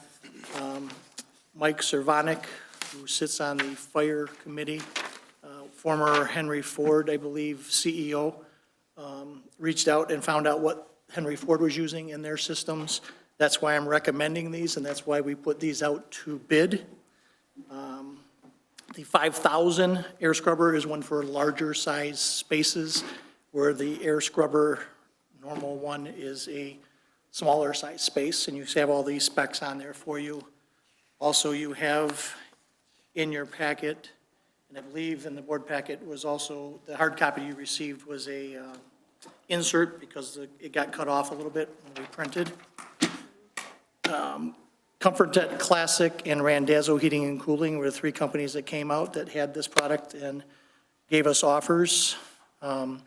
Classic came in slightly cheaper than Comfort Temp. Unfortunately, I don't see anyone here from the fire department, because I did talk to Chief Tyrell regarding this, and as well as some of the other department heads, such as DPW, is installing these in the facilities. You said DPW is installing these in their facilities? Yes, it'll go across all of our facilities, and they're listed off on the left-hand side.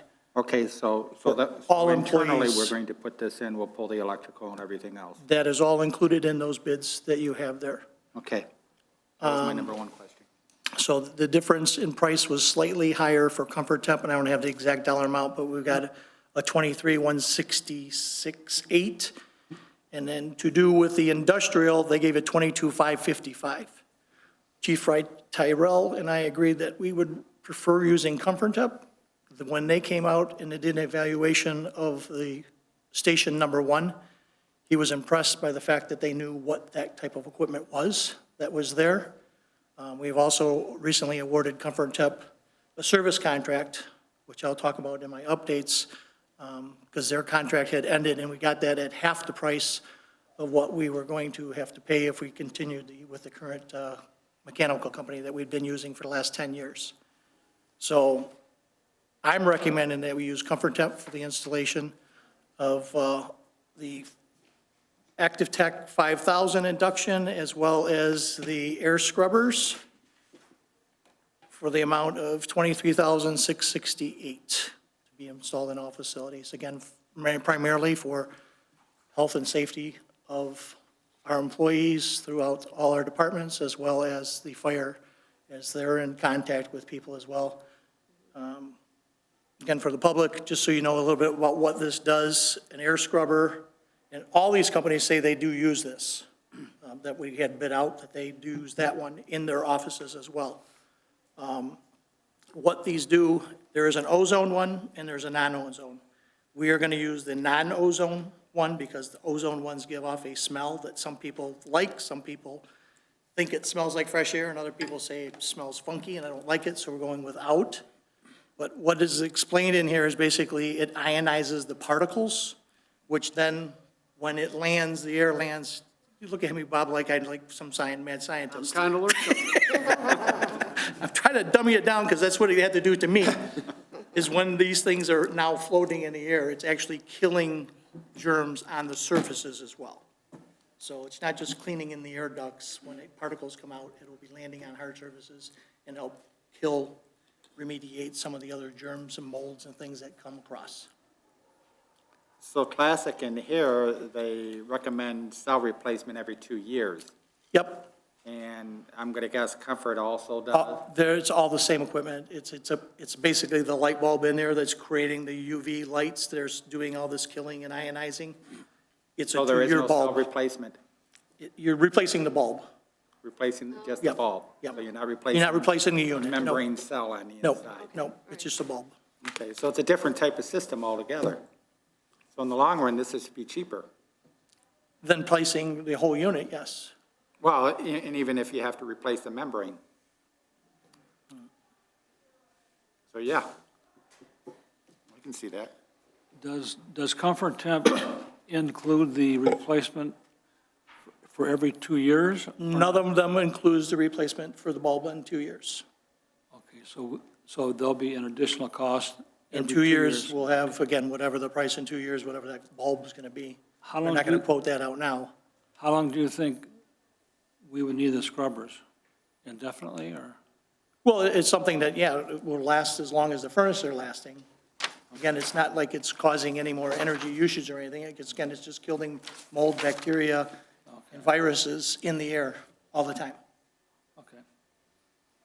Stan, how do we know if that bulb is going on and off? Is there an indicator anywhere that says that's burnt out and we got to replace it within the 2 years, or it's just not kicking on because of electrical outage? So again, that's one I'll talk about later. We're having service people come out to tell us what's functioning, not just on our furnace, but this bulb and everything in there as well.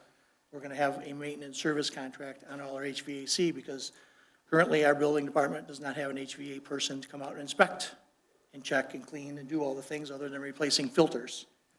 And just about anyone can replace a filter, but knowing what mechanically is going on with the machine is a whole other story. So we're just calling someone out every time it's broken, basically. How do we, if it's concealed, how do we know if it's burned out? That's going to be their job, not mine. Well, it does say right here in the description that the UV bulb monitoring indicator is included. So you do have an indicator light on there. Again, I have not physically seen one of these in action, but again, come recommended from someone that was a CEO in a hospital. These companies seem to be aware of it. So you do have an indicator on here. I would assume this works both in the heating season and the cooling Yep, season? yep, it's run in the heat ducts or cooling ducts. Every time the blower fan goes on, basically, is when it's operating. Mhm, right. So the bulbs, again, would not be operating 24/7. Just when It the turns furnace on is when on. the blower fan turns on. Yep. Like a humidifier. Yeah, And it's very low wattage. I see it's only like 17 watts. So yeah, I think they tie directly it's into drawing the very furnace. little current at all.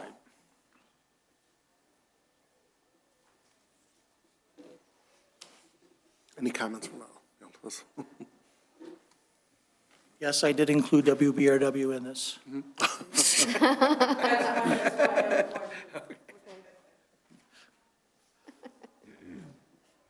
Yeah, I looked over the board packet, so I noticed that WBRW was included in that, and I thank you for that.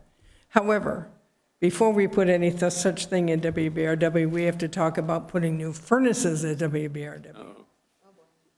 So again, this thing can be taken out. It's not like you have to Okay, leave the it's old not furnace and it goes, attached. it is attached to the ductwork. Okay. The It can furnace can be be, replaced, you just, okay, the sticks. yes, I just wanted to make Yep. sure it wasn't like going to get chucked out if we chucked the furnace. so. no. And Okay. again, that maintenance contract, that's Comfort Temp is what Sam and the committee has gone through and looked at and is wanting to move forward with. So all the facilities, again, if we have someone maintaining what we have, we'll know when Recently, we had the DPW one go, we had emergency on that one. Okay. We got that fixed, but it took, was it 2 or 3 days before we actually got an actual furnace out there? Okay. So, It's cold out. yeah, only when it's cold out, that's when Yes, furnaces break, they don't I break. thank you for including us. Yeah. The furnace is back ordered. It's in the mail. So I did make a motion. And I'll support that motion. Okay. Okay, motion by Babinski, seconded by Dekowski. So long ago, I forgot. Roll call? Babinski is a yes. Tatowski? Yes. Cop? Yes. Holad? Yes. Nicely? Yes. And Praviti? Yes, motion passed. Next Olson, item. yes. Oh. I didn't even ask. We got to stand it down. Next one is approve a land lease agreement between Washington Lions Club and the Charter Township of Washington. This hasn't been signed in a couple contracts, so we're trying to correct this. Yep. I'll let you So, explain. yeah, so again, we found out that this should have been done on a 5-year basis a couple years ago. It didn't make it to the board. So we're trying to resurrect that. I did send it over to the Lions Club prior to bringing it here to make sure that they're okay. It's the exact same contract. Bob did looked it over as well, that we had done previously, no changes, alterations. They said they're fine with it. So if we approve, then Sam and I would sign and then take it over to the Parks and Rec, or, excuse me, Lions Club for them to be able to sign it so we can have official legal use of their land over there. So Is this- basically, I'm sorry, go ahead. Has this been verified if our insurance carrier has This listed? is in the past, has always been on everything that we've done, yes, with our insurance carrier. It's just the contract itself has Okay. not been updated. I just want to make sure it's covered with insurance. Yep. Yeah. So our only real costs on this right here is cutting the grass and insurance. And $1 a year. Don't forget to pay the $1 a year. Are we budgeted for that dollar? We might have to table this. I'll make a motion to approve then. Support? And that is to allow Supervisor Praviti and myself to sign this document. Okay, motion by Dekowski, seconded by Pola. Was you? Yeah. Roll call. Tatowski? Yes. Holad? Yes. Olson? Yes. Pop? Yes. Tatowski? Praviti? Yes. Nicely? Yes. And Babinski is a yes. Okay, motion passed. Next item is zoning board of appeals member appointment. Since the last meeting, I've had several people submit their names. I submitted a spreadsheet, I met with them, and then last night I had another last-minute addition. You guys all received it, and he actually came in this evening and met with me as well. All great candidates. I'd still like to formally request Louis Solodek be appointed to fill the term for ZBA. I'd like to support that because Louis is at most of the meetings. He's aware of what's going on. As opposed to just being an applicant for one job, and I have nothing against Troy. I wouldn't know if he walked in the front door. But Louis has been more actively involved within the community, attending the meetings and getting a feel of what's going on. Okay, motion by Praviti, seconded by Nicely. Roll call. Praviti? Yes. Nicely? Yes. Holad? No. Pop? No. Tatowski? No. Olson? No. And, sorry, Babinski is a no. I'd like to make a motion to approve Troy Kosel to the position of zoning board of appeals member. I'll second that motion. Give me 1 second, please.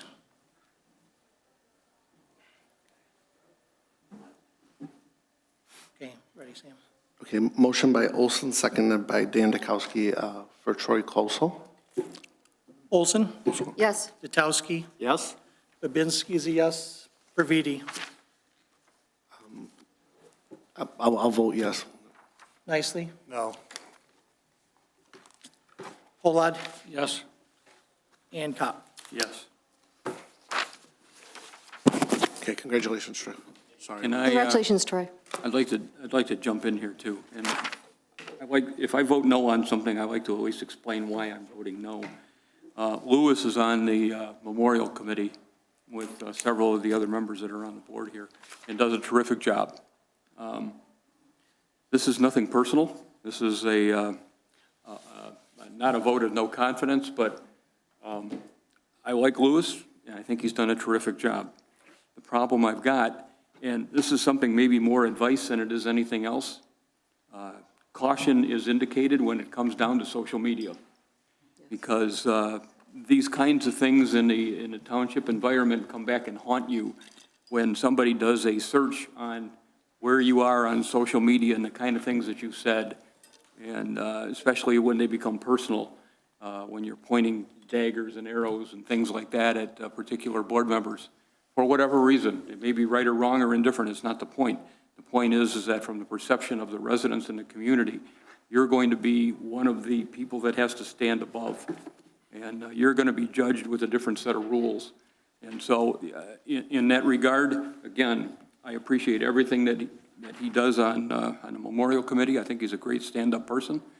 I think there's just a little bit of baggage here. There's a chink in the armor. That's why I had to vote no.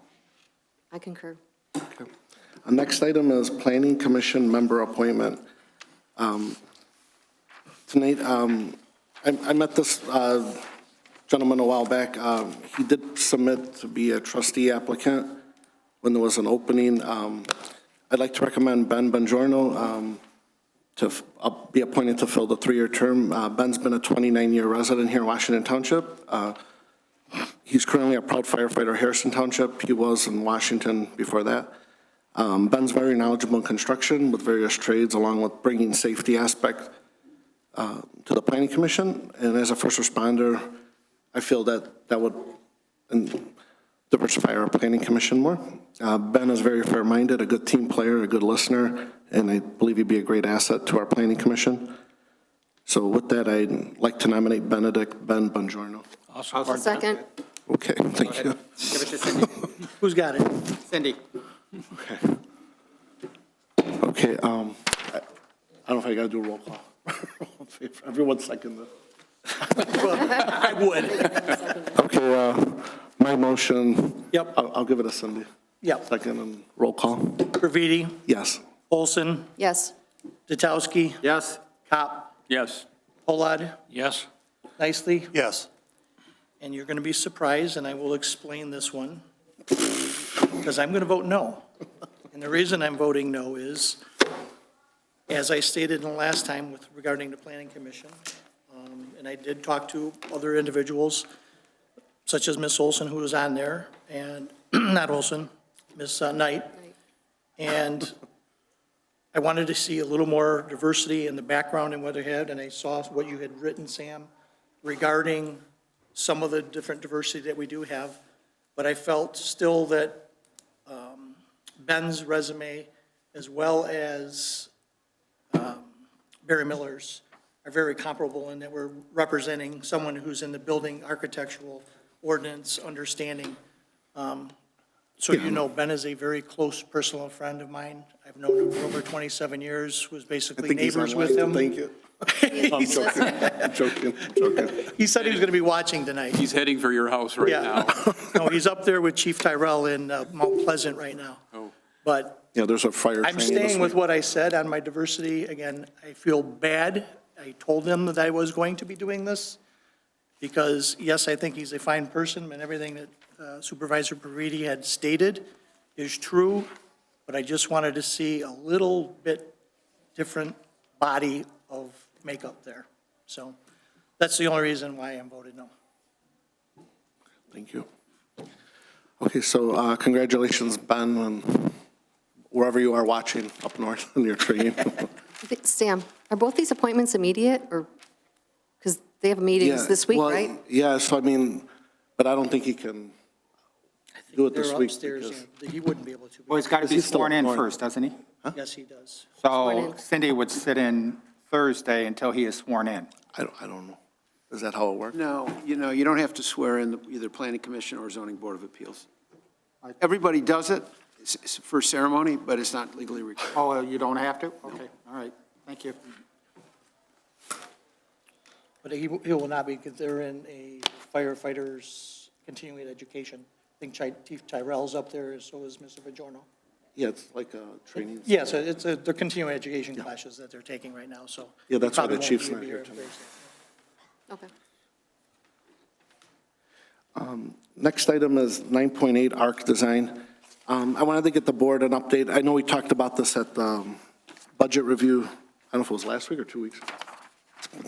We've had so many meetings.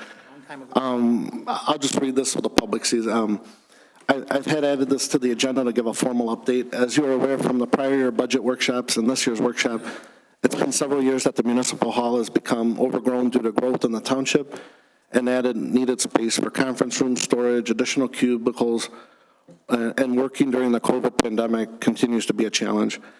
We have had $700,000 roughly allocated from our bond to update the township hall, as well as find a proper facility to house our growing DPW department, which has been in our budget for a few years as well. In order to explore these options, early last year, the executive committee requested a reputable local architect to help explore these ideas to see how to move forward with these designs in the budget. We went with the recommendation from the building department to use ARC Design. He came up with 2 concepts for a new DPW building and also explored an option to build a future new municipal building on the front, which would add additional polling locations. If we did go this course, relocate our fitness center possibly upstairs. But since then we got wiring, obviously HVAC, telecommunication in the current building that's severely outdated in all areas. We put that design process on hold for the time being. To date, we spent total was $7,125. $125. We have put the design process on hold for the time being in order to evaluate options before moving forward. And I have it listed here. We have spent a total of $71.25, allocating 70% of this bill towards DPW and 30% towards the municipal hall. Our next option is reevaluating our current building to utilize the space more efficiently.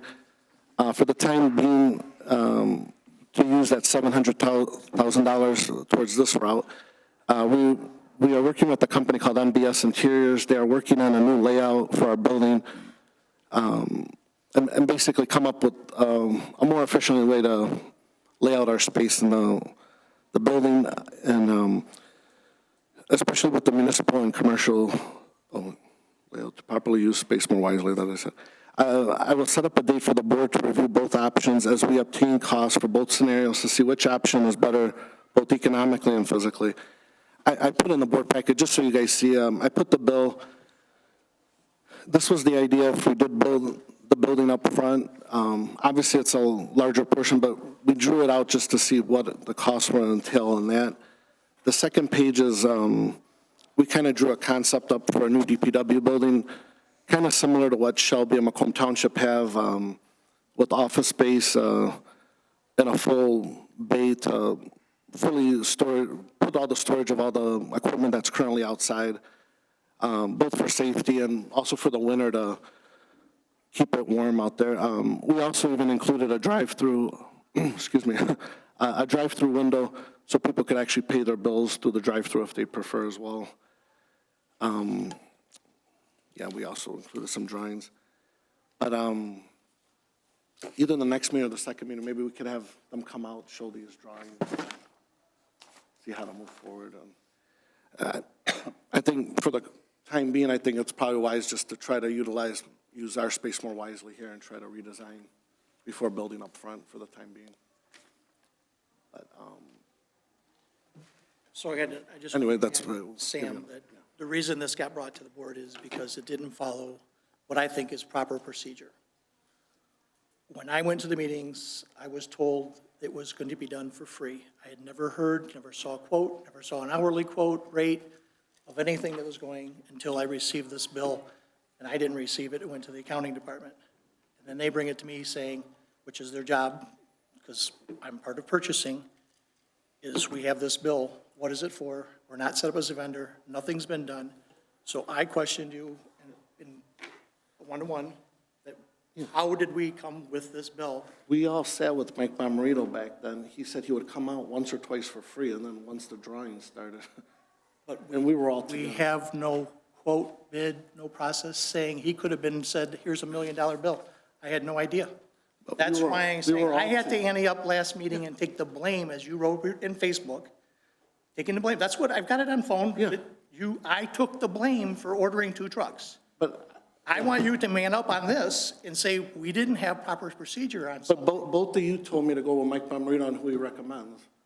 But you gotta have I'll pricing. take the blame. We got to move forward on this. I'm not saying we can't move forward with the board. I'm saying you got a bill here Yeah. that no one knew what the price was gonna be. There was not an hourly rate. there was I don't know an anything. architect that works for free, but They at least would tell you and set a proposal in front of us. That's what I'm saying. I guess the biggest concern there is he's not a vendor. You said he's not set up as a current vendor? well, he sets up vendors all the time that aren't in the system. Well, I don't know the process, so. Yes, we do set up the vendors. I'm hearing that clicking noise too. I'm looking around to see when he was tapping, so I'm. Yep, it's back there.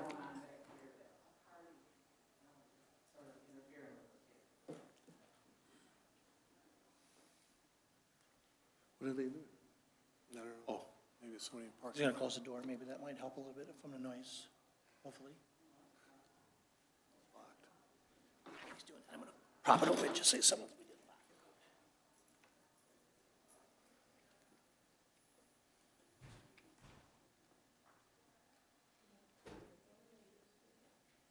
Yeah, that was it.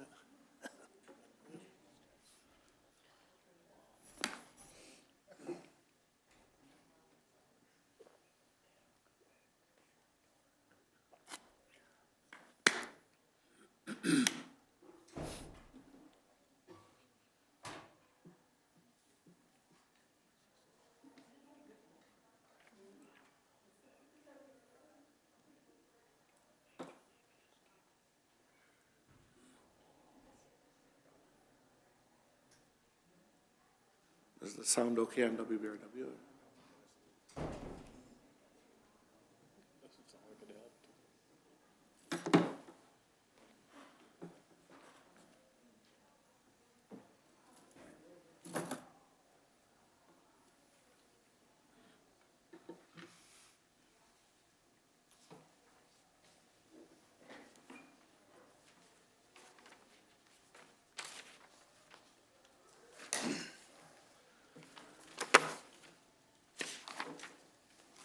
Okay, so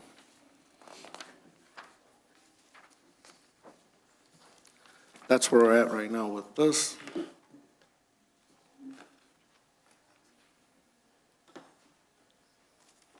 You want- Again, at this point, I don't see how I can pay this bill. We did not follow any procedure of whatever, of any bill being presented, a quote, nothing. That's what I'm questioning. How do I meet, and I don't care, if the board says yes, we'll move forward, but I asked back then, I said, how do you want to move with this? And both of you said, ask Mike Bomarito to find a reputable architect. that's step one. Yeah. Find someone. Yeah. Step two, you find out what's going to cost. We don't just go have someone come in and then submit a bill at the end for whatever reason. What if this guy would have brought a $50,000 bill? And I think there's another issue here too, because I did some research on the company itself. Best I can ascertain is this guy is not, or this company is not a licensed architect, so he cannot seal the drawings. So if indeed we were to use these drawings, which I'm skeptical at best for $7,100, that we would use them, we would have to go to a licensed architect who would have to do structural analysis on the building and actually seal the drawings.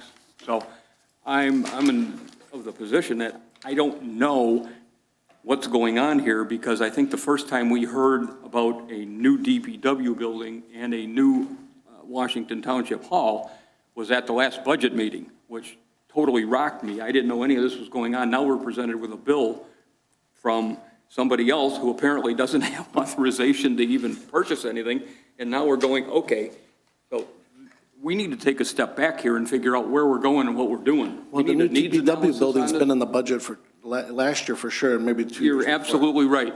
What was in the budget for last year was the remediation of this building to bring it up to speed, not And to the buy a new DPW. building.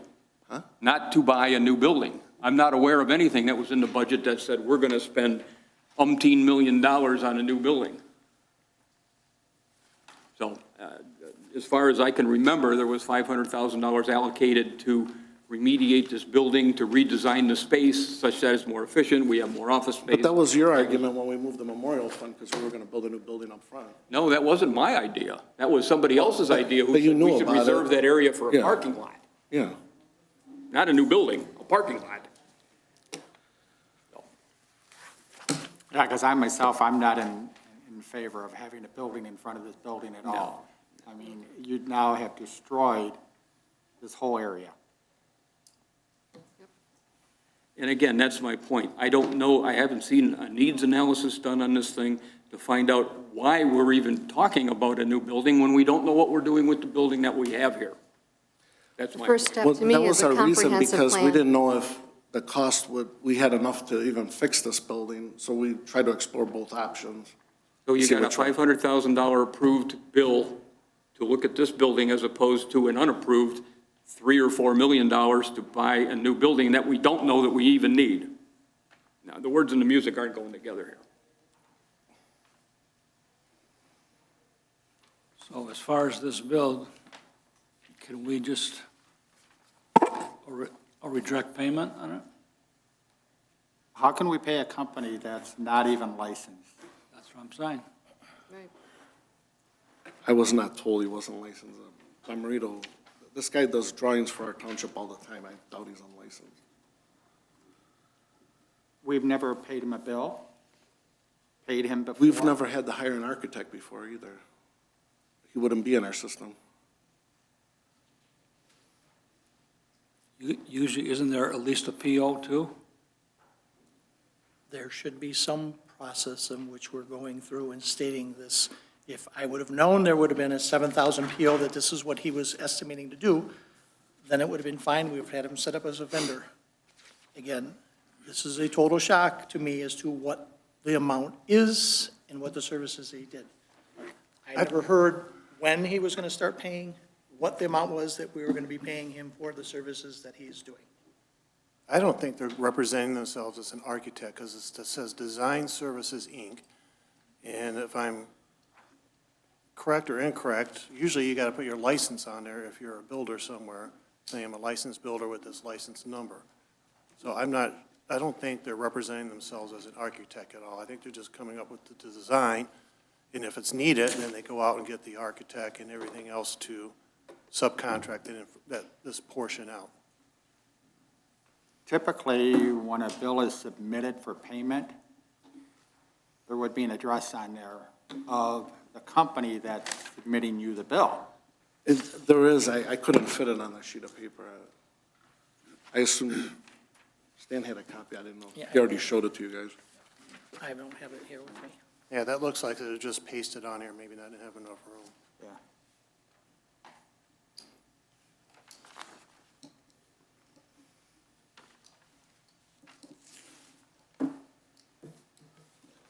I don't know how I can vote for this.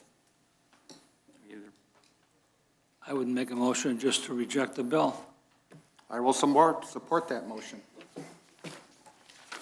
Well, let's find out, if we reject the bill, what are the consequences, Bob? Well, I don't know anything about the history, but there's, I see you have two issues. One is whether or not there was adherence to the purchasing policy. The second is whether or not this company is entitled to be paid. Those are completely separate issues. I mean, the company could care less whether or not you followed your internal policies. If I go to work for a client, I don't much care what their policies are. We have a deal, I do the work, I expect to get paid. So let's look at the question of whether or not he's entitled to be paid. you know, to have a contract, there's got to be certain terms. And there's not a statute of frauds question, which means this does not have to be in writing. But there has to be some meeting of the minds on what the terms are. How much am I going to get paid? What's the scope of my work? Over what time period am I going to perform the work? What is the work product when my work is complete? Those are just 3 or 4 major items that you would have in an agreement like this. Again, I don't know the history of this. I haven't seen the paper trail. Whether this company can put together a series of emails that would paste all that together to create a contract, I don't know that. You know, if the motion passes, you're going to find out what their position is. You may get a letter from the company. You may get a letter from the company's lawyer. At that point, let's take a look at the paperwork and let's see how good their position is. I don't know what their representation was to the township, whether they represented themselves as an architect. Again, you know, typically in a situation like this, somebody that's going to come in and that's going to do work like this is going to give you something, even if it's in an email. Dear whoever at the township, I propose to do the following over the next time period at such and such a rate. To simply come in on a unilateral basis, do work, not document your own position is to me a little bit iffy. So we'll find out how good their position is. If this is turned down and we get a letter from somebody, then we can take a look at it. This can still be negotiated with the company too? Yeah, Lower amount? Or- I suspect if this company sends you a letter, or the company's lawyer sends you a letter and says, look, we did the work, we're entitled to this, then my recommendation is that Sam should turn over whatever paperwork he's got, let me take a look at it. I will then send back a letter to that company telling them what our position is. And if I think that we have exposure, I'll do a letter to the board saying, I think we've got some issues here, let's cut the baby in half and get rid of this. If I think our position's solid, I'll tell you that, and we'll stand on it. Fair enough. Okay. So motion by Mike, right? And I seconded. Nope, I did it the wrong way then.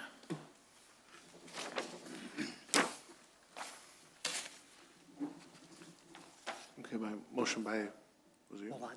Bolad, seconded by Dukowski. Yep. Roll call. Bolad? Yes. Tatowski? Yes. Pop? Yes. Nicely? Yes. Graviti? Yes. Babinski is a yes. Olson? Yes. Got everyone, right? I don't know. Call everyone. The next item is 9.10, fire purchase of Evolution 6000 thermal imaging camera. Again, I was hoping for the fire department to be here to speak on behalf of what they're requesting. Today I gave you in the packet, this was added last minute, I'm looking for my packet. And should we maybe table this until the next meeting, next week? That's right here. He needs to order it. Thanks. Was there a time constraint on this or something that we can't Well, postpone it, or? the biggest time constraint that I'm aware of is the fact that they've already ordered one prior that they still don't have and said it might be here in March. So it's then one of those backlogs of products that you can't get, and they're wanting to make sure. There was, one of these was a camera that was purchased back when they had the firehouse grant. So they got one of those thermal imaging guns from there. So they're needing to replace 2 more that are in line. Again, you know how they always have their budget, how they want to do this. Just like we had to move the fire truck up because we can't get fire trucks as fast as we want.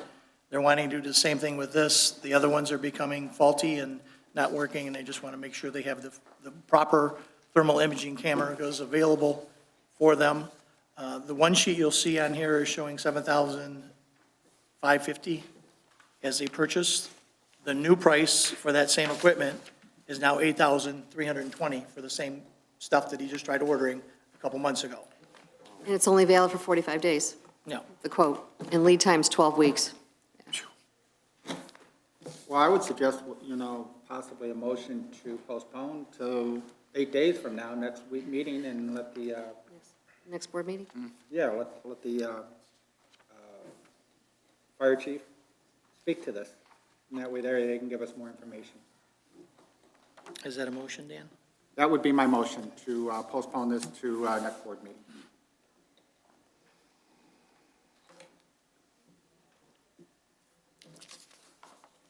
I'll support it. Did anybody support it? Okay, motion by Dukowski, seconded by Kopp. Roll call. Gutowski. Yes. Kopp. Yes. Olson. Yes. Holad. Yes. Babinski is a yes. Nicely. Yes. And Praviti. Yes, motion passed. Next item is comments from audience. Any comments? Yeah, either one, yeah. Two. I just realized this meeting was at 6, at about 5 to 6, so I missed the community development grant stuff. Oh, I'm sorry. You can speak. Okay, Still have sorry. public Oh, I'm sorry. Okay. My name's Sandy, and I'm a trauma therapist at the Care House of Macomb County, the Child Advocacy Center. Our main office is located in Mount Clemens, and we have a satellite office located in Warren. It's the only agency in Macomb County who offers comprehensive services for child victims of sexual abuse, physical abuse, or children who have witnessed a violent act, as well as their non-offending family members.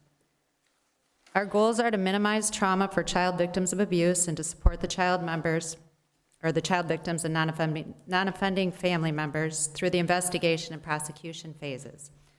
We also provide support to begin the healing process. Care House is an accredited member of the National Children's Alliance. We collaborate with all law enforcement jurisdictions in Macomb County, as well as the FBI, Homeland Security, and Immigration and Customs Enforcement. We also work with Child Protective Services, the Macomb County Prosecutor's Office, along with medical and mental health professionals. Almost 3 kids in every Michigan classroom and over 20,000 of all the children right here in Macomb County are living with trauma of sexual abuse. These numbers are surely much higher than our best estimates because most children never tell. Sadly, living with sexual abuse is a reality for children of every race, gender, and economic status. These children could be your kids, your neighbor's kids, or your friend's kids. One could even be you or me. Over 800 child victims of sexual and physical abuse from every community in Macomb County start their journey here at Care House. Care House also offers intervention and support services for child victims and their parents, intervening to promote healing and helping families to cope with the emotional stress and trauma that is caused by not only the acts of abuse, but also by the investigative process. These services that we do at Care House include coordination of forensic interviews, crisis counseling, child safety assessments, parent and child support groups, trauma-focused therapy sessions, family advocacy, access to forensic medical examinations, and referrals to other needed community services. As the designated counsel in Macomb County for the Michigan Children's Trust Fund, Care House also offers child abuse prevention information, education, and training professionals to the community at large. Families at Care House are never charged for the services they receive, and we provide services to all referred children and their non-offending family members. I'm also proud to report that according to our most recent independent financial audit, over 88 cents of every dollar that comes to Care House is specifically devoted to serving children and families in our community. Some of our statistics: since opening in 1996, we have conducted over 9,400 child forensic interviews, with 170 of those children residing right here in Washington Township. In 2019, we provided 757 forensic interviews serving 18 Washington Township children. In 2020, we provided 664 forensic interviews, including 9 Washington Township children that year. Last year, in 2021, we conducted 727 forensic interviews, and 7 of those children resided in Washington Township. Additionally, we provide ongoing therapy and advocacy services for several Washington Township children and families each year.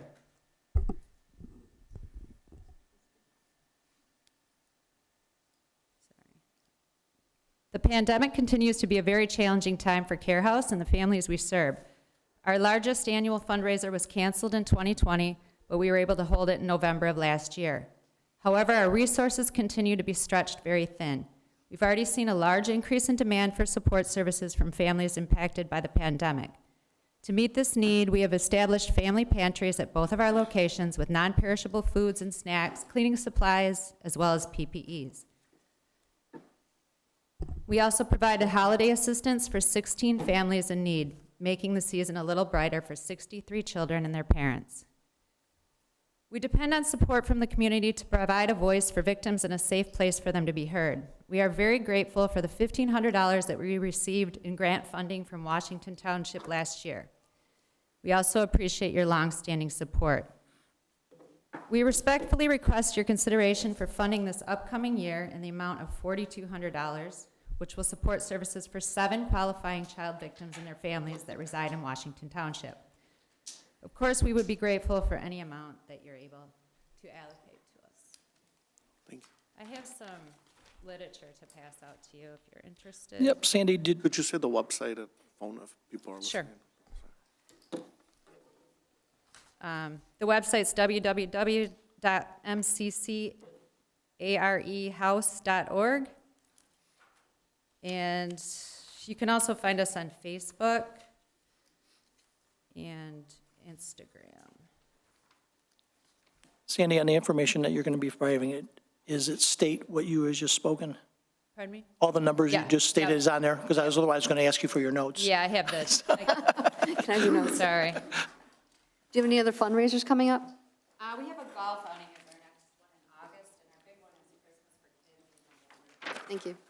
Where's the golf outing at? Cherry Creek. Thank you. I haven't played there in years. Sorry, I just lied. Cherry Creek is our Christmas. Thank you. Thank you.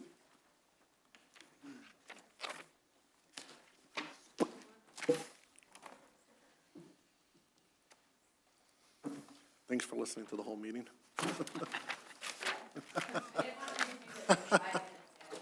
Oh, sorry. Does anybody have any questions? No, you got a tough job. Thank you for working with the kids. Thank you. Thank you. Thank you. Okay.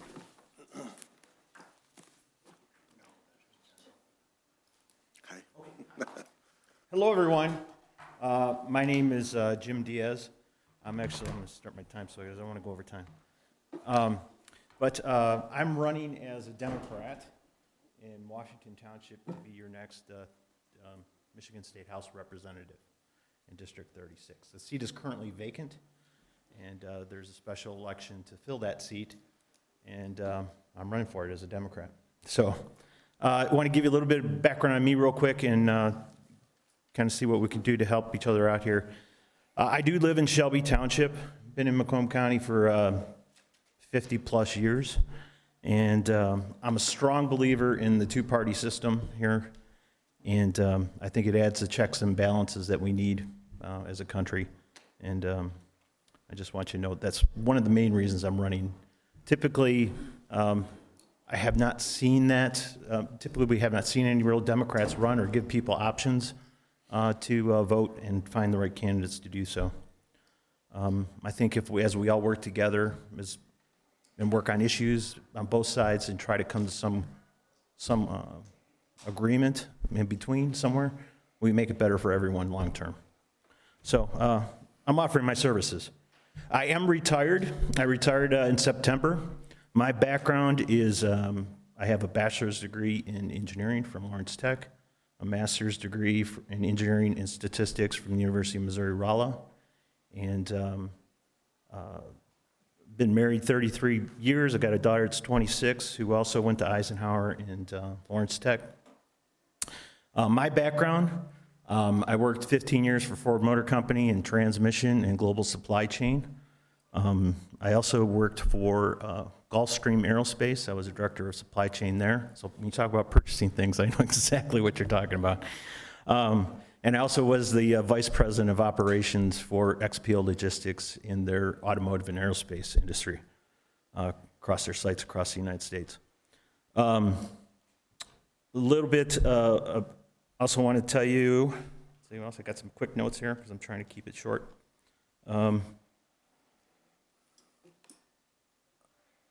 Basically, I'm here to help. So my intent is not to be hardcore on any of these politics. At the end of the day, I'm here to represent the people of Washington Township, to help this board do what we got to do at the state level, and that's what I'm here to do. So I'm wide open ears listening, and I'm here to work with you.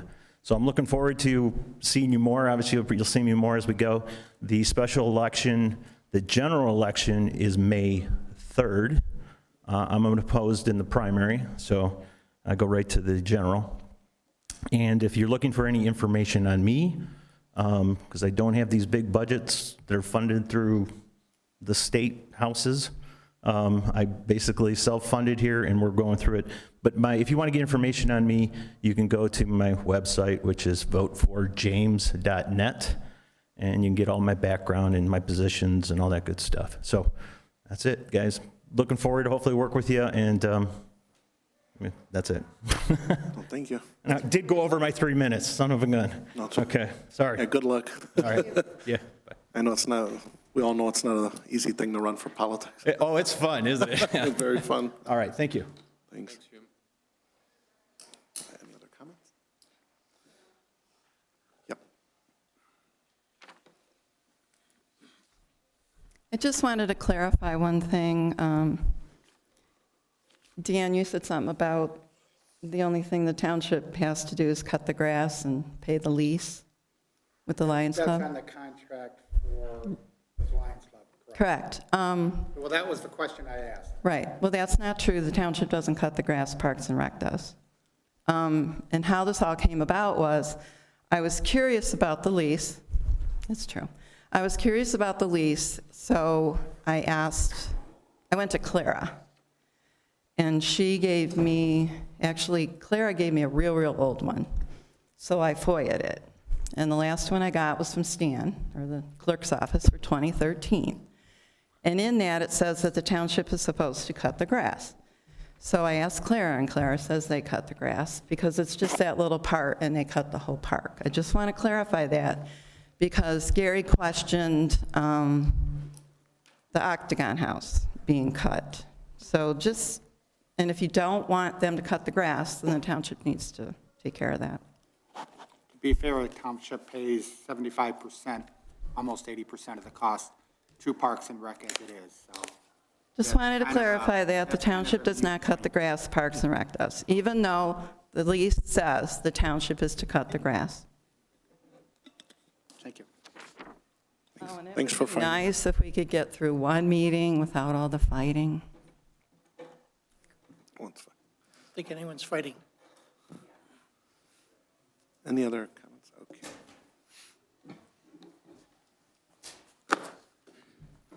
Hi, Susan Heyer, 61652 Glenwood Trail. I'm here to continue, I think, a discussion on public safety, which we've been talking about tonight. The following is some information that was included in a Detroit Free Press article dated February 6, 2022. The state's fire marshal and Department of Licensing and Regulatory Affairs announced in a news release on Friday, February 4th, that fire-related deaths in Michigan rose significantly in January compared to the same month in 2021. There was an increase of 144% compared to January of last year. The report continues, it's important to talk about fire safety with our parents, grandparents, friends, and neighbors, and help them prepare their home to be more fire safe. You can start with making sure they have working smoke alarms, carbon monoxide detectors in their homes. Help develop a fire escape plan that takes into consideration any mobility issues they may have, and practice the plan with them. If they smoke or if heaters are being used, make sure to discuss fire safety tips and that fire safety practices are being used. These basic common sense steps will increase their ability to escape and survive a fire. In my opinion, I believe we can add to this list of common sense steps having fire hydrants in the immediate vicinity. So this brings me to the topic of the 28-mile and 31-mile water loops. It is my understanding that these water loops, which impact the entire township, in that they provide the township the ability to provide fire hydrants, a common sense fire practice. Last year, this board held meetings with residents whose property is affected by the 31-mile water loop. They expressed their concerns and displeasures with the project. As a result, this board voted to delay this project for a minimum of a year. At the recent 28-mile water main meeting, residents from Mount Vernon's area of the township who were present expressed that they are not in favor of this project. Some of them went so far as to state that not only do they not want fire hydrants, they would just accept it if their home burned to the ground. These folks gave no consideration to their neighbors' homes being destroyed, or even worse, losing a loved one as a result of a fire. In response to these residents, Supervisor Pribiti stated that if residents don't want this, then the board can change it. Additionally, Mr. Pribiti stated that a petition requesting the project be terminated would stop the project. In light of what has occurred as a result of these two meetings, I have some thoughts and questions.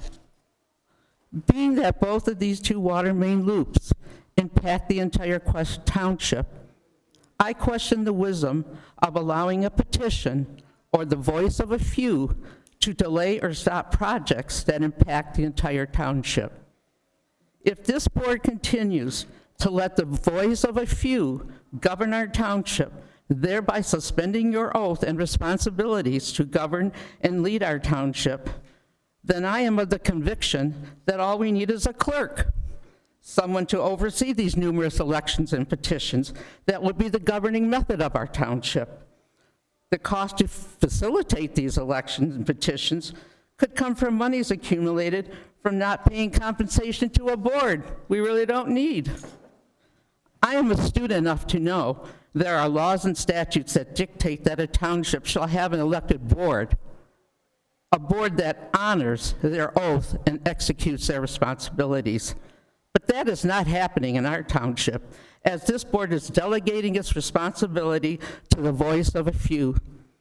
I am of the belief that all of you were elected to not only secure the safety and welfare of all residents, but to have a vision for the future needs of our township and its residents. I think we can all agree at this point that fire hydrants are a common sense step for the welfare and safety of all residents. So what are you going to do, board? Are you going to govern? Or are you going to provide for the safety and welfare of all residents? Or are you going to continue to let the voice of a few govern and make the decisions you were elected to make? My hope is you make the decision to honor your oath of office and govern our townships to the best of our township to the best of your ability. We deserve better than we are getting. Thank you for your time. Thank you. Any other comments? Correspondence for the GLWA. Yeah, the correspondence is in your packets. So is the GLWA, just letting you know if you're interested in seeing information regarding water rates, that they have some times in which they're going to be scheduled meetings.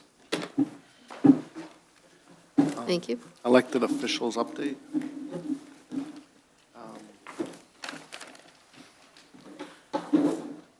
I don't really have nothing right now. We did our budget workshop last week, and today we met in different areas of the township to discuss the budget in more detail with some of the trustees, or all of the trustees, I should say.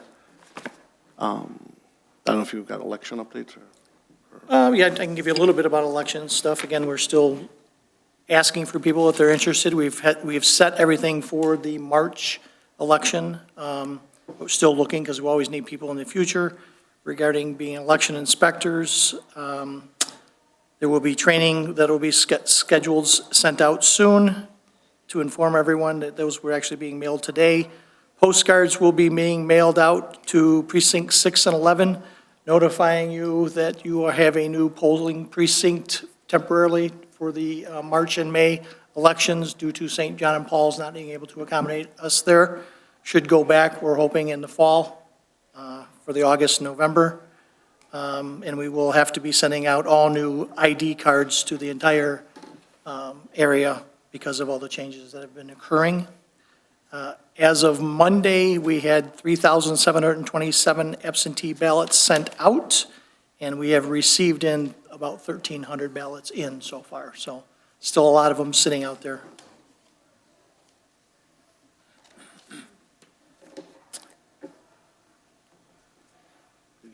No, sir, nothing, okay. Okay, next item is community announcements. I know Kathy announced that tomorrow night's the annual chicken and pasta dinner at Greystone for Samaritan House. And I don't know, anything else? Yep.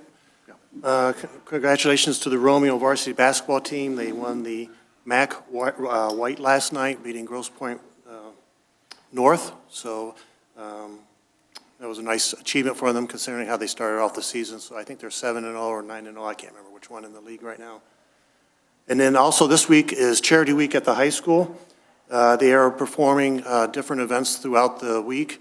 If you want to make a donation, all the funds are going to an organization called Now Resolve, and that's to help kids and parents with depression, anxiety, and suicides. So all the money proceeds from this week at Charity Week will be going to Now, and that's NOW Resolve for that organization. So. Anything else?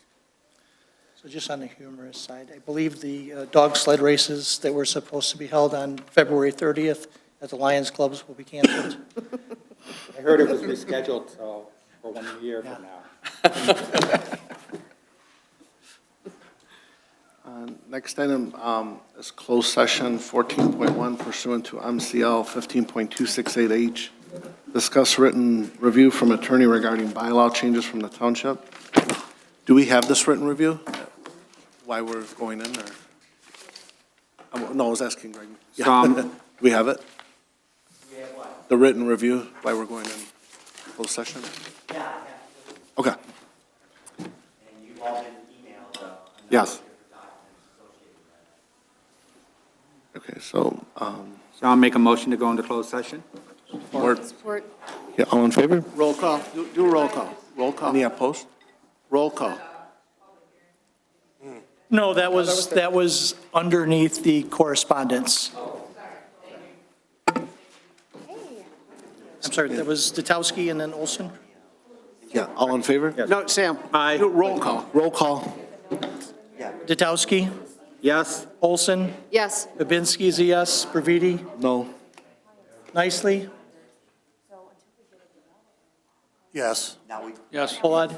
And Kopp? Yes. Okay, motion passed. Thank you, everyone, for coming. Thank you for those watching. We're going into closed session.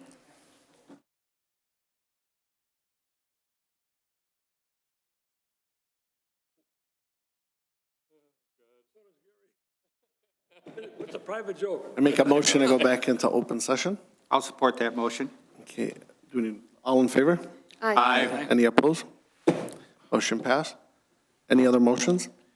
I'd like to make a motion to accept the bylaws as amended with the caveat of having a solution date by March the 8th of 2022.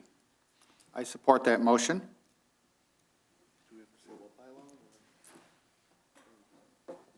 Provided by the attorney in closed session or something along that. Okay, yeah, So, I would throw that in there. Bylaws as delivered by the attorney in with closed the session. amendments that were also discussed that the attorney is aware of. As amended during the closed session. And I still support that. Okay. Okay, motion by Kopp, seconded by Tatowski. Roll call. Kopp? Yes. Tatowski? Yes. Olson? Yes. Pollad? Yes. Nicely? No. Praviti? No. And Babinski is a yes. Okay, motion passed. I make a motion to adjourn the meeting. Support. All in favor? Aye. Any opposed? Motion passed. Thank you and good night, everyone.